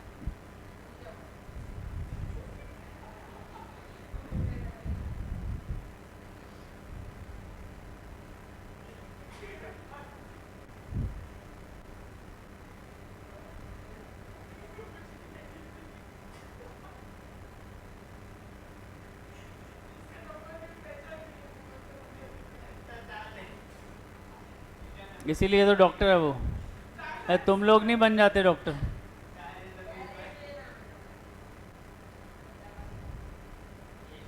इसके तारे, चांद, सूरज सब जमीन पर ही हैं। ओके, चले आगे। भूमि, हो गया तेरा?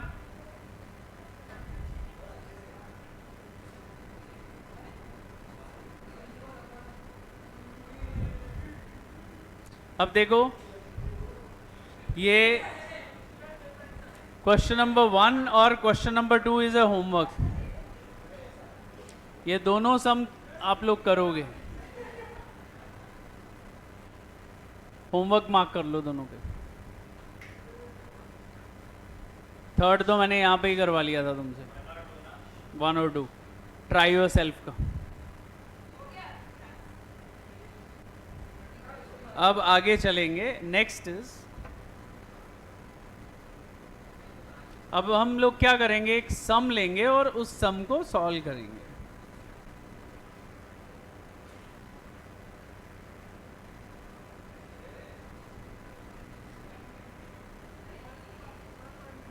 सो come to the question number 1।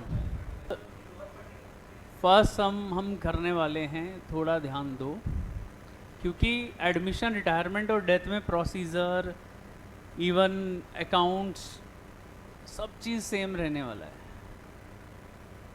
तो अगर आपने इसका प्रॉपरली मेथड समझ लिया तो 28 मार्क्स आपको आएंगे फाइनल्स में। मतलब सिर्फ यही 3 चैप्टर से 28 मार्क्स आ जाएंगे, टोटल नहीं।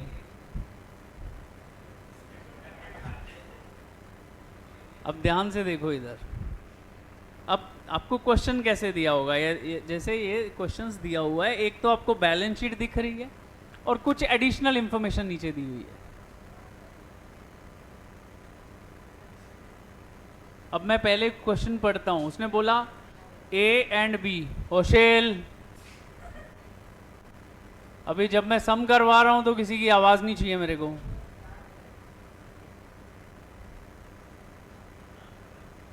ठीक है, ध्यान से सुनो और जहां पे नहीं समझेगा मेरे से पूछना।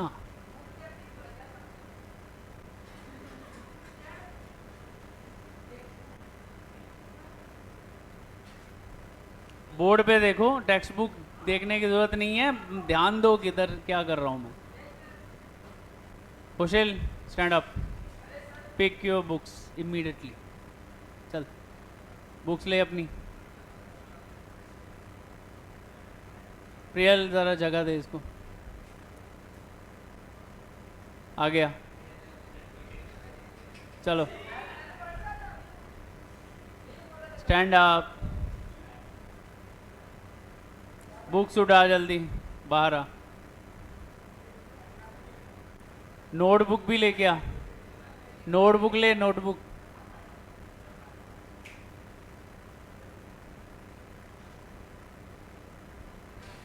चल आगे, इधर आ, यहाँ पे बैठ,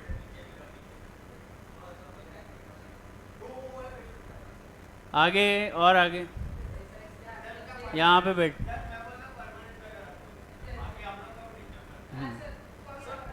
चल चल इधर बैठ, इधर आ, बैठे अभी। हाँ, इधर देखना, उधर किधर टर्न हो रहा है। नहीं तो वो घोड़े को लगाते हैं ना, वो लगाना पड़ेगा तेरे को। एक गर्दन सीधी होगी।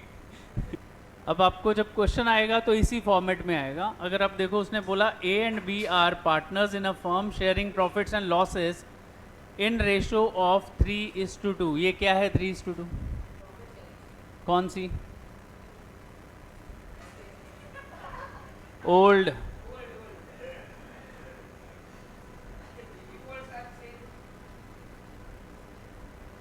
न्यू में तो 3 जन होंगे ना, अभी 2 ही है, 2 से 3 नहीं हुए वो।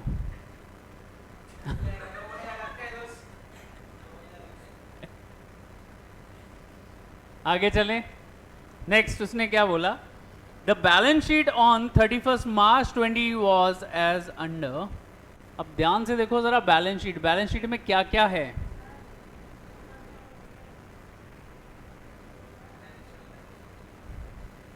अब देखो, उसने बोला, ये देखो एसेट साइड पे चेक करो। सबसे पहले है cash at bank 6000, sundry debtors 12,000, land and building 25,000, stock 8,000, plant and machinery 10,000, furniture and fixture 4,000, deferred advertisement. Deferred क्या होता है? डिफर करना मतलब, एक मिनट सुनने देना। कौन सी पेमेंट? नहीं, पेमेंट हम कर चुके हैं, लेकिन उसको एक्चुअली वो एक्सपेंस है, लेकिन हमने अभी राइट ऑफ नहीं किया है, जिसको हम बोलते हैं डेफर्ड रेवेन्यू एक्सपेंडिचर्स।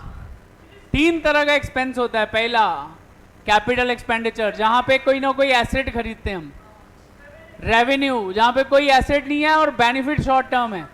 और बीच वाला एक होता था, कौन सा? डिफर्ड, मतलब एसेट तो नहीं खरीदा लेकिन बेनिफिट 2-3 साल के लिए है ऐसा।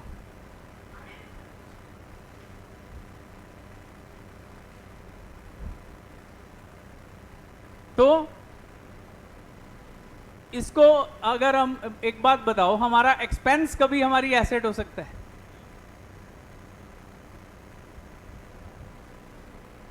तो इसको हम पकड़ेंगे लॉस। बाकी की तो एसेट्स हैं, लेकिन ये फैक्टिशियस एसेट है। फैक्टिशियस मतलब नकली। नकली एसेट कौन सी होगी? जो बाजार में बेची नहीं जा सकती, वही होगी ना नकली एसेट।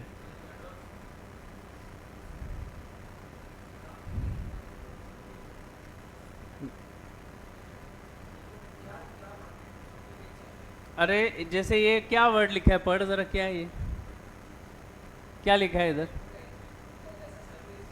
हमने एडवर्टाइजमेंट के लिए पेमेंट कर दिया किसी एजेंसी को कि भाई 3 साल तक इंडियन टीम के ऊपर जो टी शर्ट रहेगी उसके ऊपर हमारा लोगो रहेगा। तो हमने क्या किया, 3 साल के लिए कॉन्ट्रैक्ट कर लिया, पेमेंट कर दी, ठीक है। अब हमने जो भी पेमेंट की वो 3 साल के लिए की है, लेकिन बुक्स 3 साल के लिए बना रहे हैं? नहीं सर, 1 साल के लिए बना रहे हैं, लेकिन पेमेंट इसी साल की है 9,000 रुपए की, लेकिन उसका बेनिफिट कितने साल मिलेगा?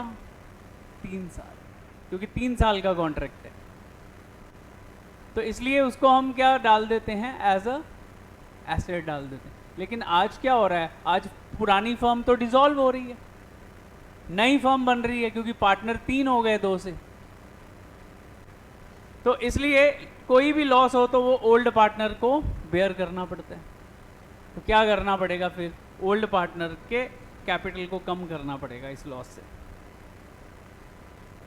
हाँ, ओल्ड रेशो में माइनस करेंगे। अच्छा, अब आ जाओ लायबिलिटी में। प्रियल क्या हुआ?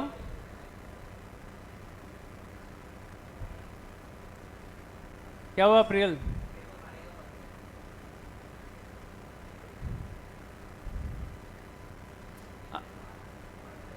अब देखो, लायबिलिटी साइड में सबसे पहले क्या है, कैपिटल अकाउंट। तो कैपिटल अकाउंट बनाएंगे, यहां से एक बात तो समझ में आ रहा है। फिर देखो जर्नल रिजर्व। जर्नल रिजर्व अगर लॉस दे रहे हो तो जर्नल रिजर्व भी तो बांटना पड़ेगा, तो हम कर चुके हैं पहले भी, रेशो में पार्टनर्स को डिवाइड कर देंगे। अच्छा, लायबिलिटीज दोनों है, नहीं ये डिसोल्यूशन नहीं कर रहे हम, यहाँ पे जिंदा रहेंगी, ऐसे ही रहेंगी। अगर कोई चेंज बोला नहीं है तो एज इट इज रखेंगे। चलो, उसके बाद यहाँ पे उसने बोला on 1 April 2020 they decided to admit C into the partnership, the terms being that. अब कौन कौन सी टर्म पे उन्होंने बोला नया पार्टनर लाने के लिए? तो बोला he shall have to bring 40,000 rupees as his capital. तो वो कैपिटल कितनी लेके आ रहा है? 40,000। अच्छा, कैपिटल तो आई बिजनेस के लिए, कैपिटल किसके लिए आई? लेकिन लॉस किसको लगा है? पार्टनर्स को। क्यों? मैंने पहले ही बोला कि पुराने पार्टनर्स को अपना प्रॉफिट शेयरिंग रेशो क्या करना पड़ेगा? सैक्रिफाइस करना पड़ेगा। तो पार्टनर्स को भी तो कुछ ना कुछ मिलना चाहिए उसका। तो पार्टनर्स के लिए वो क्या लाएगा? For is 1/4 share of future profits. फिर देखो, for the purpose of C's admission it was agreed that assets would be revalued as follows। तो उसने बोला कि देखो सिंपल सी बात है, हम अपनी बुक्स में जो वैल्यू लिखते हैं ना, वो किस बेस पे लिखते हैं? हिस्टोरिकल कॉस्ट बेसिस पे। What is historical cost basis? Kaushal, historical cost क्या होती है? हाँ, खरीद भाव।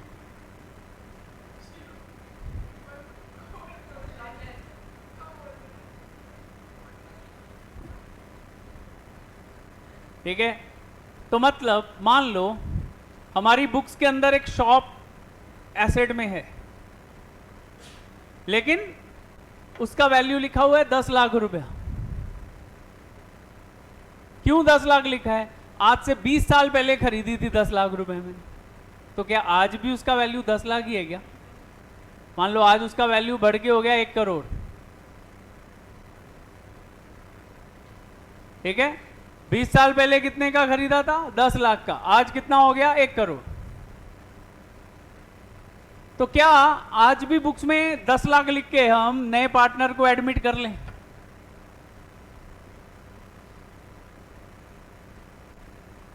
अब 10 लाख की एसेट 1 करोड़ की हो गई, तो 90 लाख का प्रॉफिट पुराने पार्टनर को मिलना चाहिए कि ये नए पार्टनर को भी मिल जाना चाहिए? ऑब्वियसली हाँ, वो तो आ जा रहा है, तो कुछ पिछला प्रॉफिट उनको उसको कैसे मिलेगा? तो इसलिए हमें क्या करना पड़ता है, जब हम नया पार्टनर लाते हैं या पुराना पार्टनर निकालते हैं, तो पहले एसेट और लायबिलिटी को रीवैल्यू करते हैं बुक्स के अंदर, नई वैल्यू से लिखते हैं। ठीक है, जरूरी तो नहीं हर एसेट बड़ी रहेगी, कुछ का कम भी हो सकता है। मान लो हमने फर्नीचर खरीदा था तब 1 लाख का था, अब पुराना हो चुका है तो ऑब्वियसली 1 लाख का तो नहीं रहेगा, 50,000 का होगा, तो उसकी वैल्यू कम करनी पड़ेगी बुक्स में।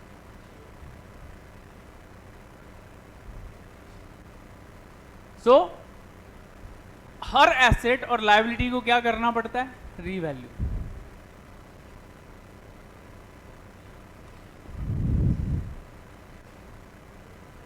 ठीक है, तो यहां पे 2 चीजें तो पहले में समझ में आ रही हैं। क्या? एक, यहां पे रीवैल्यूएशन अकाउंट बनाना पड़ेगा। और दूसरा पार्टनर का कैपिटल अकाउंट बनाना, और बनेगी नई बैलेंस शीट। क्यों? रीवैल्यू लिख करके वैल्यू लिखनी किधर है? नई बैलेंस शीट में। ये जो बैलेंस शीट है ये कौन सी है? पुरानी, एडमिशन से पहले वाली। हमें कौन सी बनानी है? न्यू बैलेंस शीट, एडमिशन के बाद वाली। तो अब ध्यान से देखना मैं सम कैसे करूंगा। तो सबसे पहले हाफ पेज का, इधर देखो, अभी हाफ पेज का मैं रीवैल्यूएशन बनाऊंगा, हाफ पेज का मैं पार्टनर्स कैपिटल बनाऊंगा।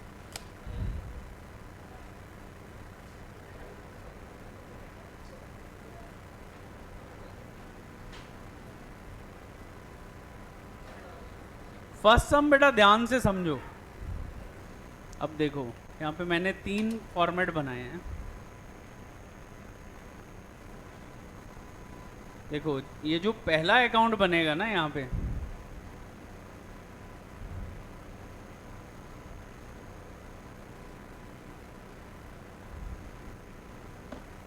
देखो डिसोल्यूशन में हम क्या बनाते थे? Realisation account. यहां पे बनेगा रीवैल्यूएशन अकाउंट।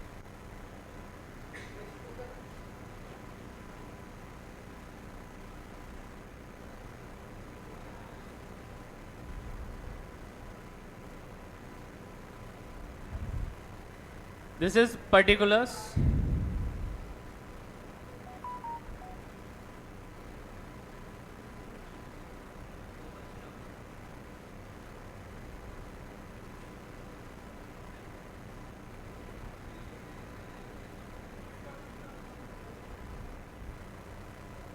ठीक है, पहले रिवैल्यूएशन अकाउंट बनाएंगे हाफ पेज का, फिर पार्टनर्स कैपिटल अकाउंट बनाएंगे।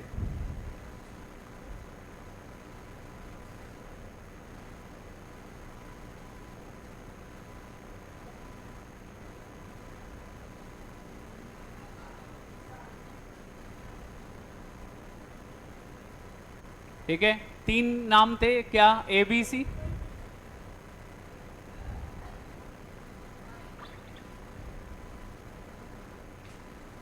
कैसे कैसे म्यूजिक लगा के रखे थे तुमने? ऐसे लगता है आदमी टॉयलेट में बैठा है।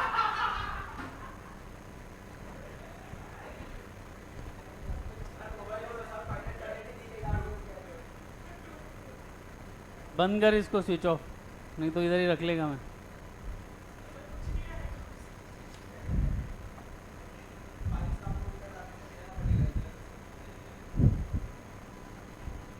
और ये होएगा new balance sheet.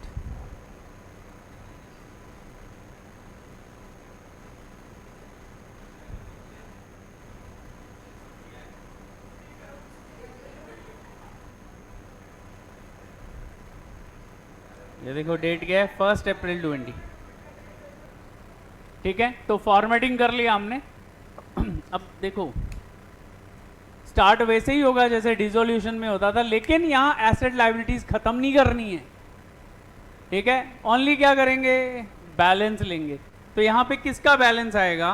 Capital account का। तो ज़रा चेक करो कैपिटल अकाउंट का बैलेंस कितना था? ए का 30,000 और बी का 20,000। तो हमने इधर लिखा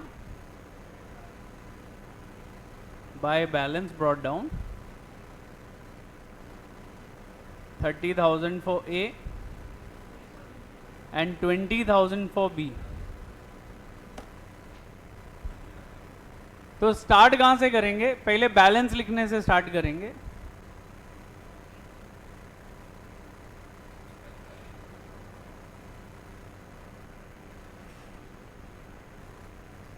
ठीक है, गिवन है भाई, बैलेंस शीट में देख।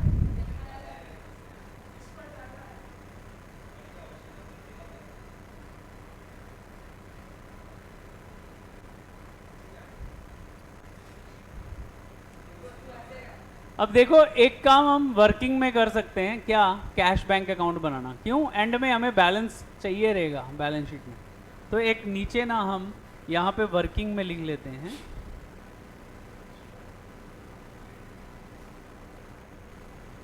पहले देखो यहाँ पे कैश है या बैंक है? कैश एट बैंक, तो यहाँ लिखेंगे बैंक।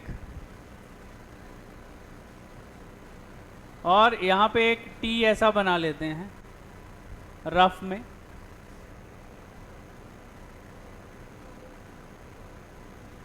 अच्छा, कुछ याद है इन में क्या लिखते थे, डेबिट में क्या लिखते थे, इन, और क्रेडिट साइड पे लिखते थे आउट। अब बैलेंस लिख लें इसका भी, तो इधर लिखेंगे टू बैलेंस,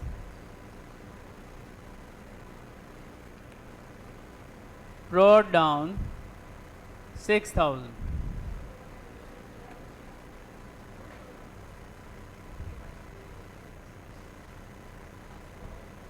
तो बैंक में लिख दिया 6,000।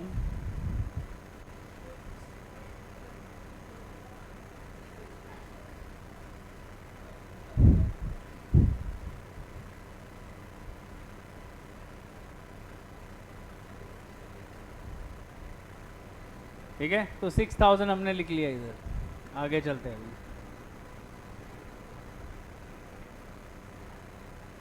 ठीक है, तो सबसे पहले हमने क्या किया, एक तो बैंक का बैलेंस ले लिया और दूसरा कैपिटल बैलेंस ले लिया। अब हमने देखो स्टेप 1 बैलेंस लेना, जब भी सुन लो ध्यान से, जब भी सम स्टार्ट करो स्टेप नंबर 1 क्या होगा, बैलेंस डिराइव करना। अब किस किस का बैलेंस लेना है, एक तो कैपिटल का, दूसरा कैश बैंक का। स्टेप नंबर 2 देखना पड़ेगा यहां पे कोई रिजर्व है क्या, तो यहां पे रिजर्व है, जर्नल रिजर्व। रिजर्व हुआ तो क्या करेंगे, डिस्ट्रीब्यूट करेंगे। किसको डिस्ट्रीब्यूट करेंगे, ओल्ड पार्टनर्स को। किस रेशो में, ओल्ड रेशो में। अब बताओ पार्टनर्स के अंदर अगर हम रिजर्व बांटेंगे, मतलब रिजर्व मतलब इसकी सेविंग्स, तो पैसा बचा के रखना इस रिजर्व, तो वो पैसा बांटेंगे तो कैपिटल बढ़ेगी कि कम होगी, क्योंकि पैसा दे रहे हैं ना हम, बिजनेस से उनको क्या मिल रहा है, पैसा। तो हम क्रेडिट साइड पे जाके लिखेंगे बाय जर्नल रिजर्व,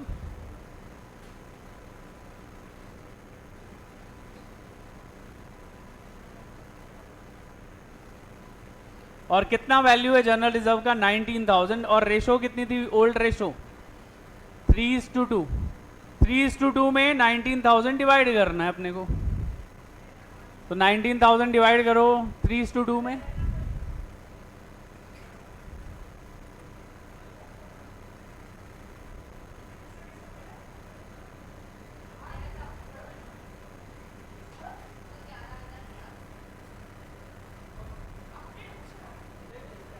ए का हो गया 11,400 और बी का कितना हो गया 600।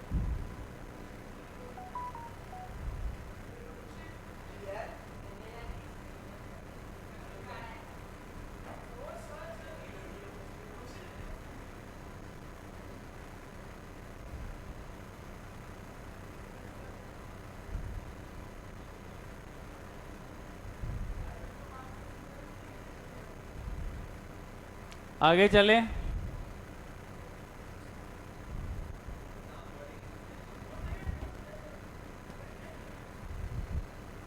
हो गया। अब हमने देखना है कोई लॉस है क्या जो पार्टनर्स को डिवाइड करना है, यस। तो याद रखो क्रेडिट साइड पे जो लिखा था वो क्या था, लॉस। कौन सा, डेफर्ड एडवर्टाइजमेंट। तो 9,000 को भी किस रेशो में डिवाइड करना पड़ेगा, 3:2। लेकिन ये क्या करेगा, ये पार्टनर्स का कैपिटल कम करेगा, तो इधर लिखेंगे बाय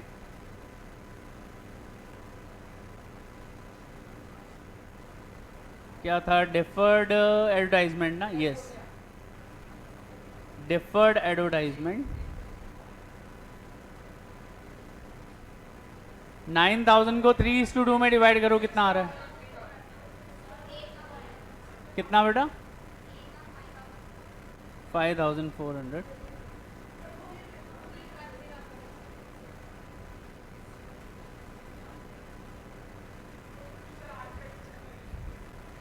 तो देखो रिजर्व हमने दे दिया और लॉस हमने निकाल लिया उनके कैपिटल से। तो स्टेप नंबर 2 भी हो गया। स्टेप नंबर 1 क्या सिखाया मैंने, बोलो। बैलेंस लेंगे, किस किस का बैलेंस लेंगे, कैपिटल और कैश बैंक। फिर रिजर्व है तो दे दो, कोई लॉस किया है तो ले लो। किस रेशो में? ओल्ड रेशो में। किन में? ओल्ड पार्टनर में। अच्छा, उसके बाद हमने थर्ड स्टेप करना है, एक एक करके पढ़ना चालू करेंगे जो नीचे एडिशनल इंफॉर्मेशन है। चलो पढ़ते हैं भी क्या है। इतना तो हमने कर लिया। अब देखो, उसने बोला 1 April 20 they decided to admit C. किन टर्म्स में? पहली टर्म देखो, C shall have to bring ₹40,000 as his capital. तो 40,000 क्या लाया? सी कैपिटल लाया। कैपिटल किस में लाया रहेगा?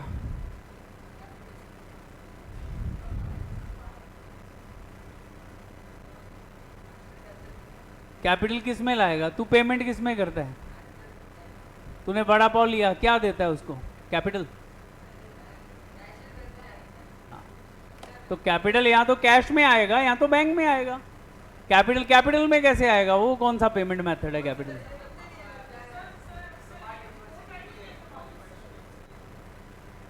तो यहां पे अपने पास बैंक अकाउंट है, तो ऑब्वियसली हमारे पास यहां पे बैंक में पैसा आया है। कितना? 40,000। कौन लाया? सी। तो हम कैश बैंक अकाउंट में जाओ और इधर जाके लिखो टू सी कैपिटल अकाउंट 40,000। ठीक है। तो सी ने 40,000 रुपया बिजनेस में लाया, किसका? कैपिटल का। तो कैश बढ़ गया रहेगा बैंक के अंदर, तो बैंक में जाके लिख दिया सीज कैपिटल। और सी का कैपिटल क्या हुआ? क्रेडिट। तो सी कैपिटल में जाके क्या लिखेंगे? By bank. उल्टा लिखते हैं ना।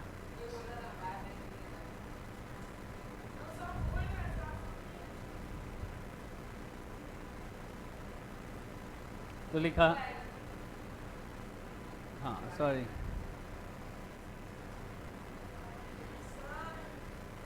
ठीक है। और इधर लिखेंगे 40,000। इसीलिए इसको आगे ही बिठाना है हर लेक्चर में।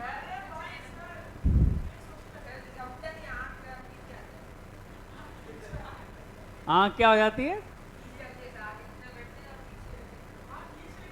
वो खींच रहे हैं पीछे क्या आँख तेरी?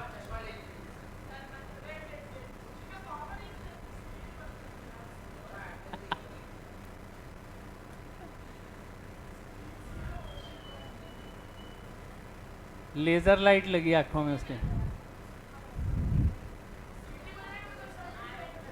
आगे चले अभी। हेलो, अब देखो दोनों इफेक्ट दे दिए। कैपिटल मतलब she was a giver, debit the receiver, credit the, तो देख लो सी को क्रेडिट दे दिया है। और डेबिट इन क्रेडिट आउट, तो कैश आ रहा था, देखो बैंक में डेबिट कर दिया। आगे पढ़े अभी, नेक्स्ट देखो। अब सेकेंड में देखो कुछ इंफॉर्मेशन दिया है। क्या? For the purpose of C's admission, it was agreed that asset would be revalued as follows। बोलता है assets को क्या करना है? revalue करना है। तो पहली कौन सी एसेट है? Land and building. और उसका आज का भाव, आज का वैल्यू कितना है? पुराना कितना था? देखो जरा, लैंड एंड बिल्डिंग पुराना वैल्यू कितना था? 25। आज का कितना है? 30। तो रीवैल्यू करते टाइम हमें प्रॉफिट हो रहा है कि लॉस हो रहा है? प्रॉफिट हो रहा है। अब देखो एक सिंपल सा काम करते हैं भाई, रीवैल्यूएशन के ऊपर लिखते हैं, क्योंकि revaluation account is a nominal account. तुमने एग्जाम में नहीं लिखना, लेकिन मैं ओनली यहां पे बता रहा हूं। तो नॉमिनल का रूल क्या बोलता है? Debit all expenses losses, credit all income and gain. तो इधर लिखेंगे डेबिट ऑल एक्सपेंसेस,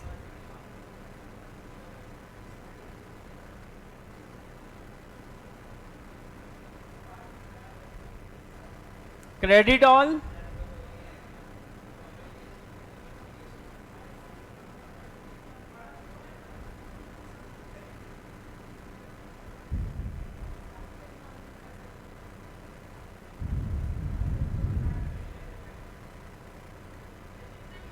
ठीक है, अब देखो लैंड एंड बिल्डिंग का वैल्यू बढ़ा तो बैलेंस शीट में बढ़ाना पड़ेगा। तो पहले हम बैलेंस शीट में जाएंगे, लिखेंगे land and building,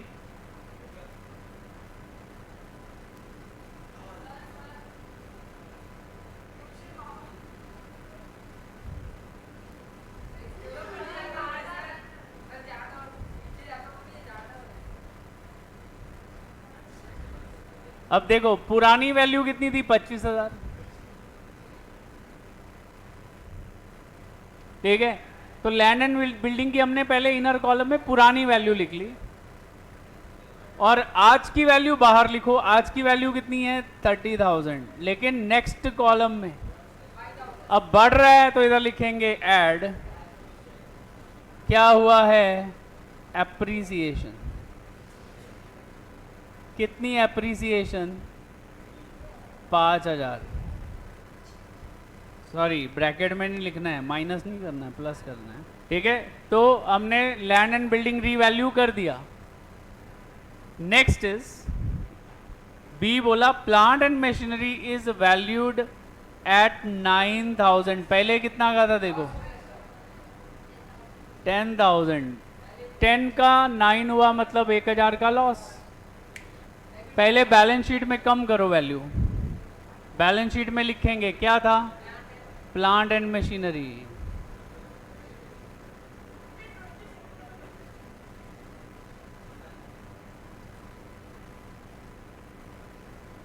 plant and machinery कितने का था पहले 10,000 का, अब हो गया 9,000 का। तो 1,000 रुपए का क्या कटेगा डेप्रीसिएशन, लिखो लेस डेप्रीसिएशन, कितना 1,000 रुपया। ए बोबड़ी कम चलाओ, इधर खोपड़ी चलाओ पहले। अब देखो लॉस हुआ मतलब on debit side, debit all expenses losses था ना, तो रीवैल्यूएशन में जाएंगे और डेबिट साइड पे जाके इधर तो लिखा नहीं हमने, प्रॉफिट हुआ तो क्या लिखेंगे बाय, क्या था किस पे था लैंड एंड बिल्डिंग पे ना, प्रॉफिट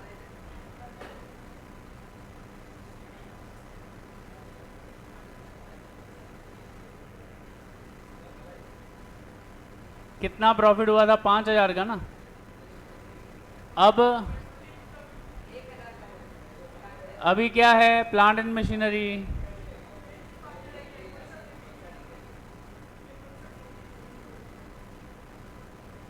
और इसमें कितना लॉस हुआ 1,000 रुपए का, ठीक है। तो प्रॉफिट हो रहा है तो हम क्रेडिट साइड पे लिखते जा रहे हैं और लॉस हो रहा है तो डेबिट साइड पे लिखते जा रहे हैं। नेक्स्ट पॉइंट देखते हैं। फिर उसके बाद उसने बोला स्टॉक वैल्यूड एट 10,500, तो पहले कितने का स्टॉक था 8,000 का, तो 2,500 रुपए का प्रॉफिट। बैलेंस शीट में जाएंगे, ठीक है, एक 4-5 लाइन छोड़ के लिखो स्टॉक,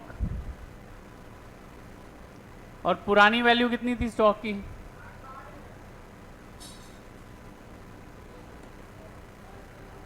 आज का वैल्यू कितना है 10,000,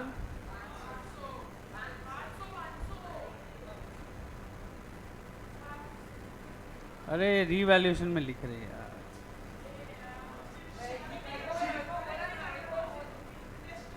बैलेंस शीट किधर है, ये 3-4 लाइन नीचे लिखो स्टॉक,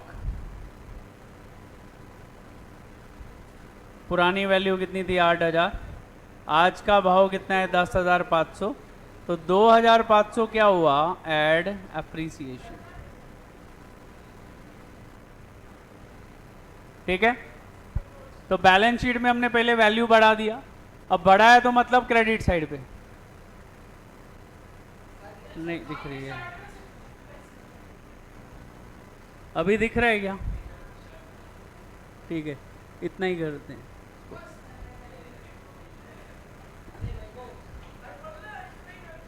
इतना करते हैं मतलब स्क्रीन साइज। अब देखो जितना प्रॉफिट हुआ वो प्रॉफिट किधर दिखाना पड़ेगा रीवैल्यूएशन में, तो जाके क्रेडिट साइड पे लिखेंगे बाय स्टॉक,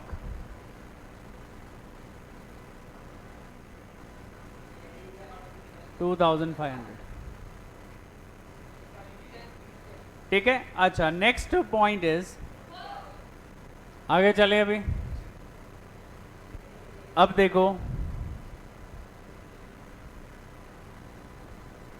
फिर उसने बोला furniture and fixture 2500। Furniture and fixture है कितने का?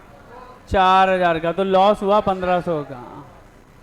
चलो तो इधर लिखेंगे फर्नीचर एंड फिक्सचर।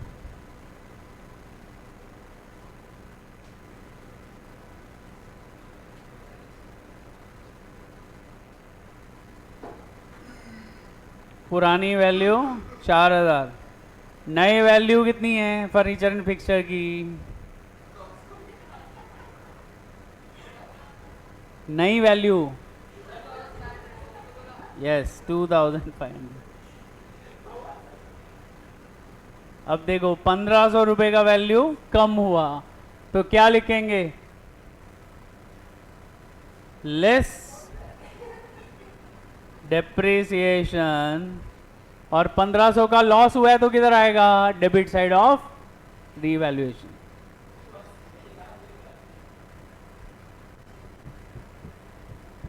लिखा गया इतना, इधर लिखेंगे टू फर्नीचर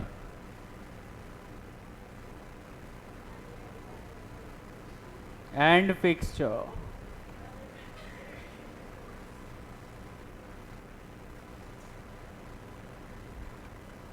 ठीक है, furniture and fixture 1500 is written on the debit side. आगे नेक्स्ट बोलता है, अब देखो इसका लास्ट पॉइंट आ गया, बोलता है a provision of 5% on debtors should be made against doubtful debts, मतलब आरडीडी। कितना आरडीडी बनाने को बोला है? 5%। अब सबसे पहले एक काम करो, बैलेंस शीट में जाके लिखो डेटर्स। कितने का डेटर था जल्दी बताओ? डेटर कितने का है? डेटर का वैल्यू, डेटर का भाई वैल्यू कितना है? इतना सोचने की क्या जरूरत है इसमें रे? आगे बैठा हूं तो क्या? अब 12,000 पे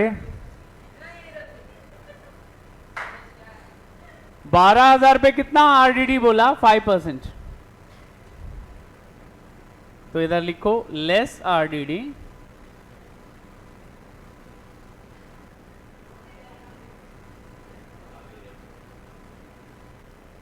ठीक है, तो कितना होगा? 600।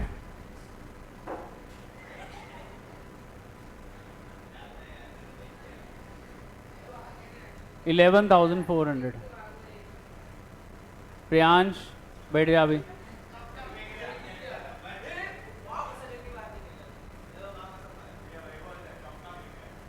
ए वैभव कर रहा है सब।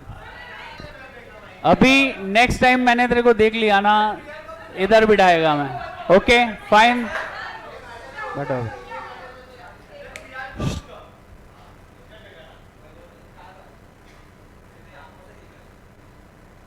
ओके ठीक है, अब 600 रुपीज का लॉस हुआ तो किधर लिखना पड़ेगा? जल्दी बोलो, विच साइड, डेबिट और क्रेडिट?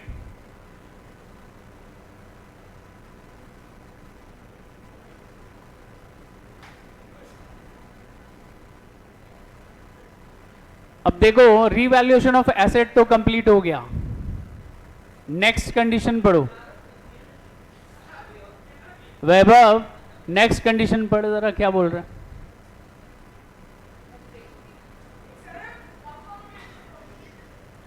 ये देख नेक्स्ट कंडीशन क्या बोल रहा है वो।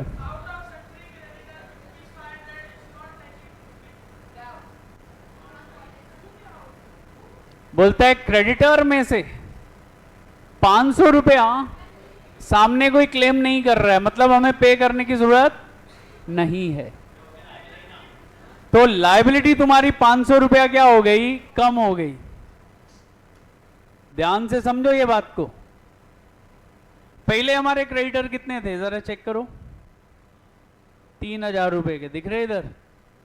बोलता है 3,000 में से 500 रुपया कोई क्लेम नहीं कर रहा है, nobody is likely to claim. तो हमें पे कितना करना पड़ेगा फिर अभी क्रेडिटर्स? 2,500। क्यों? 500 कोई क्लेम ही नहीं कर रहा है, तो हमारा तो बेनिफिट हो गया, प्रॉफिट हो गया 500 का। तो हम क्या करेंगे, पहले तो बैलेंस शीट में जाके लिखेंगे सन्ड्री क्रेडिटर्स,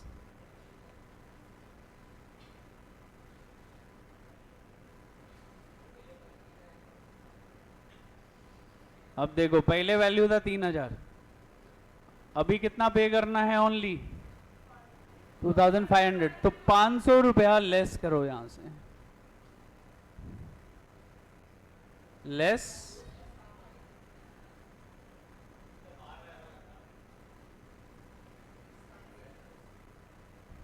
कोई क्लेम नहीं आया 500 का, इसलिए कम हो गया उसका वैल्यू। और लायबिलिटी कम होती है तो क्या होता है हमारा? प्रॉफिट, क्योंकि हमें पे नहीं करना पड़ेगा। तो प्रॉफिट में जाके लिखेंगे बाय क्रेडिटर्स 500।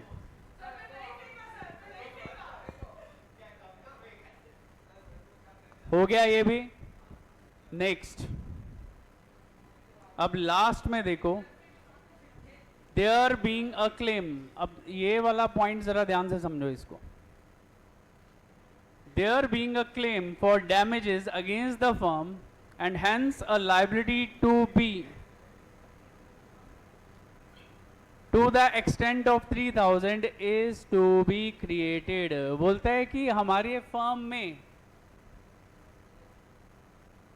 कोई हम पे मान लो केस हुआ है, कोई लायबिलिटी रेज होने वाली है, कितने की? 3,000 रुपीज की, जो कि हमने बुक्स में दिखाया नहीं है। तो वो 3,000 का लायबिलिटी अभी क्या करना पड़ेगा? दिखाना पड़ेगा।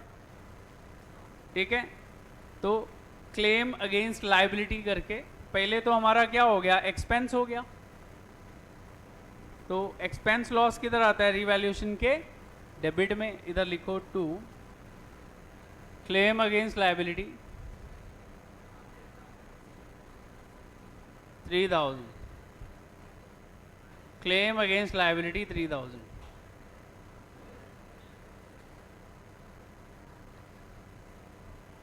और यहां पे बैलेंस शीट में भी दिखाना पड़ेगा आउटस्टैंडिंग क्लेम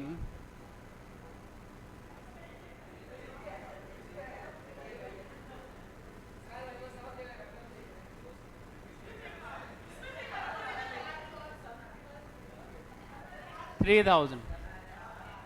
अभी मैं चेक करने वाला हूं, जो जो लिखे हैं ना वही जाएंगे, जिन्होंने नहीं लिखा है ना क्वेश्चन वो यहां बैठ के लिख के दिखाएंगे।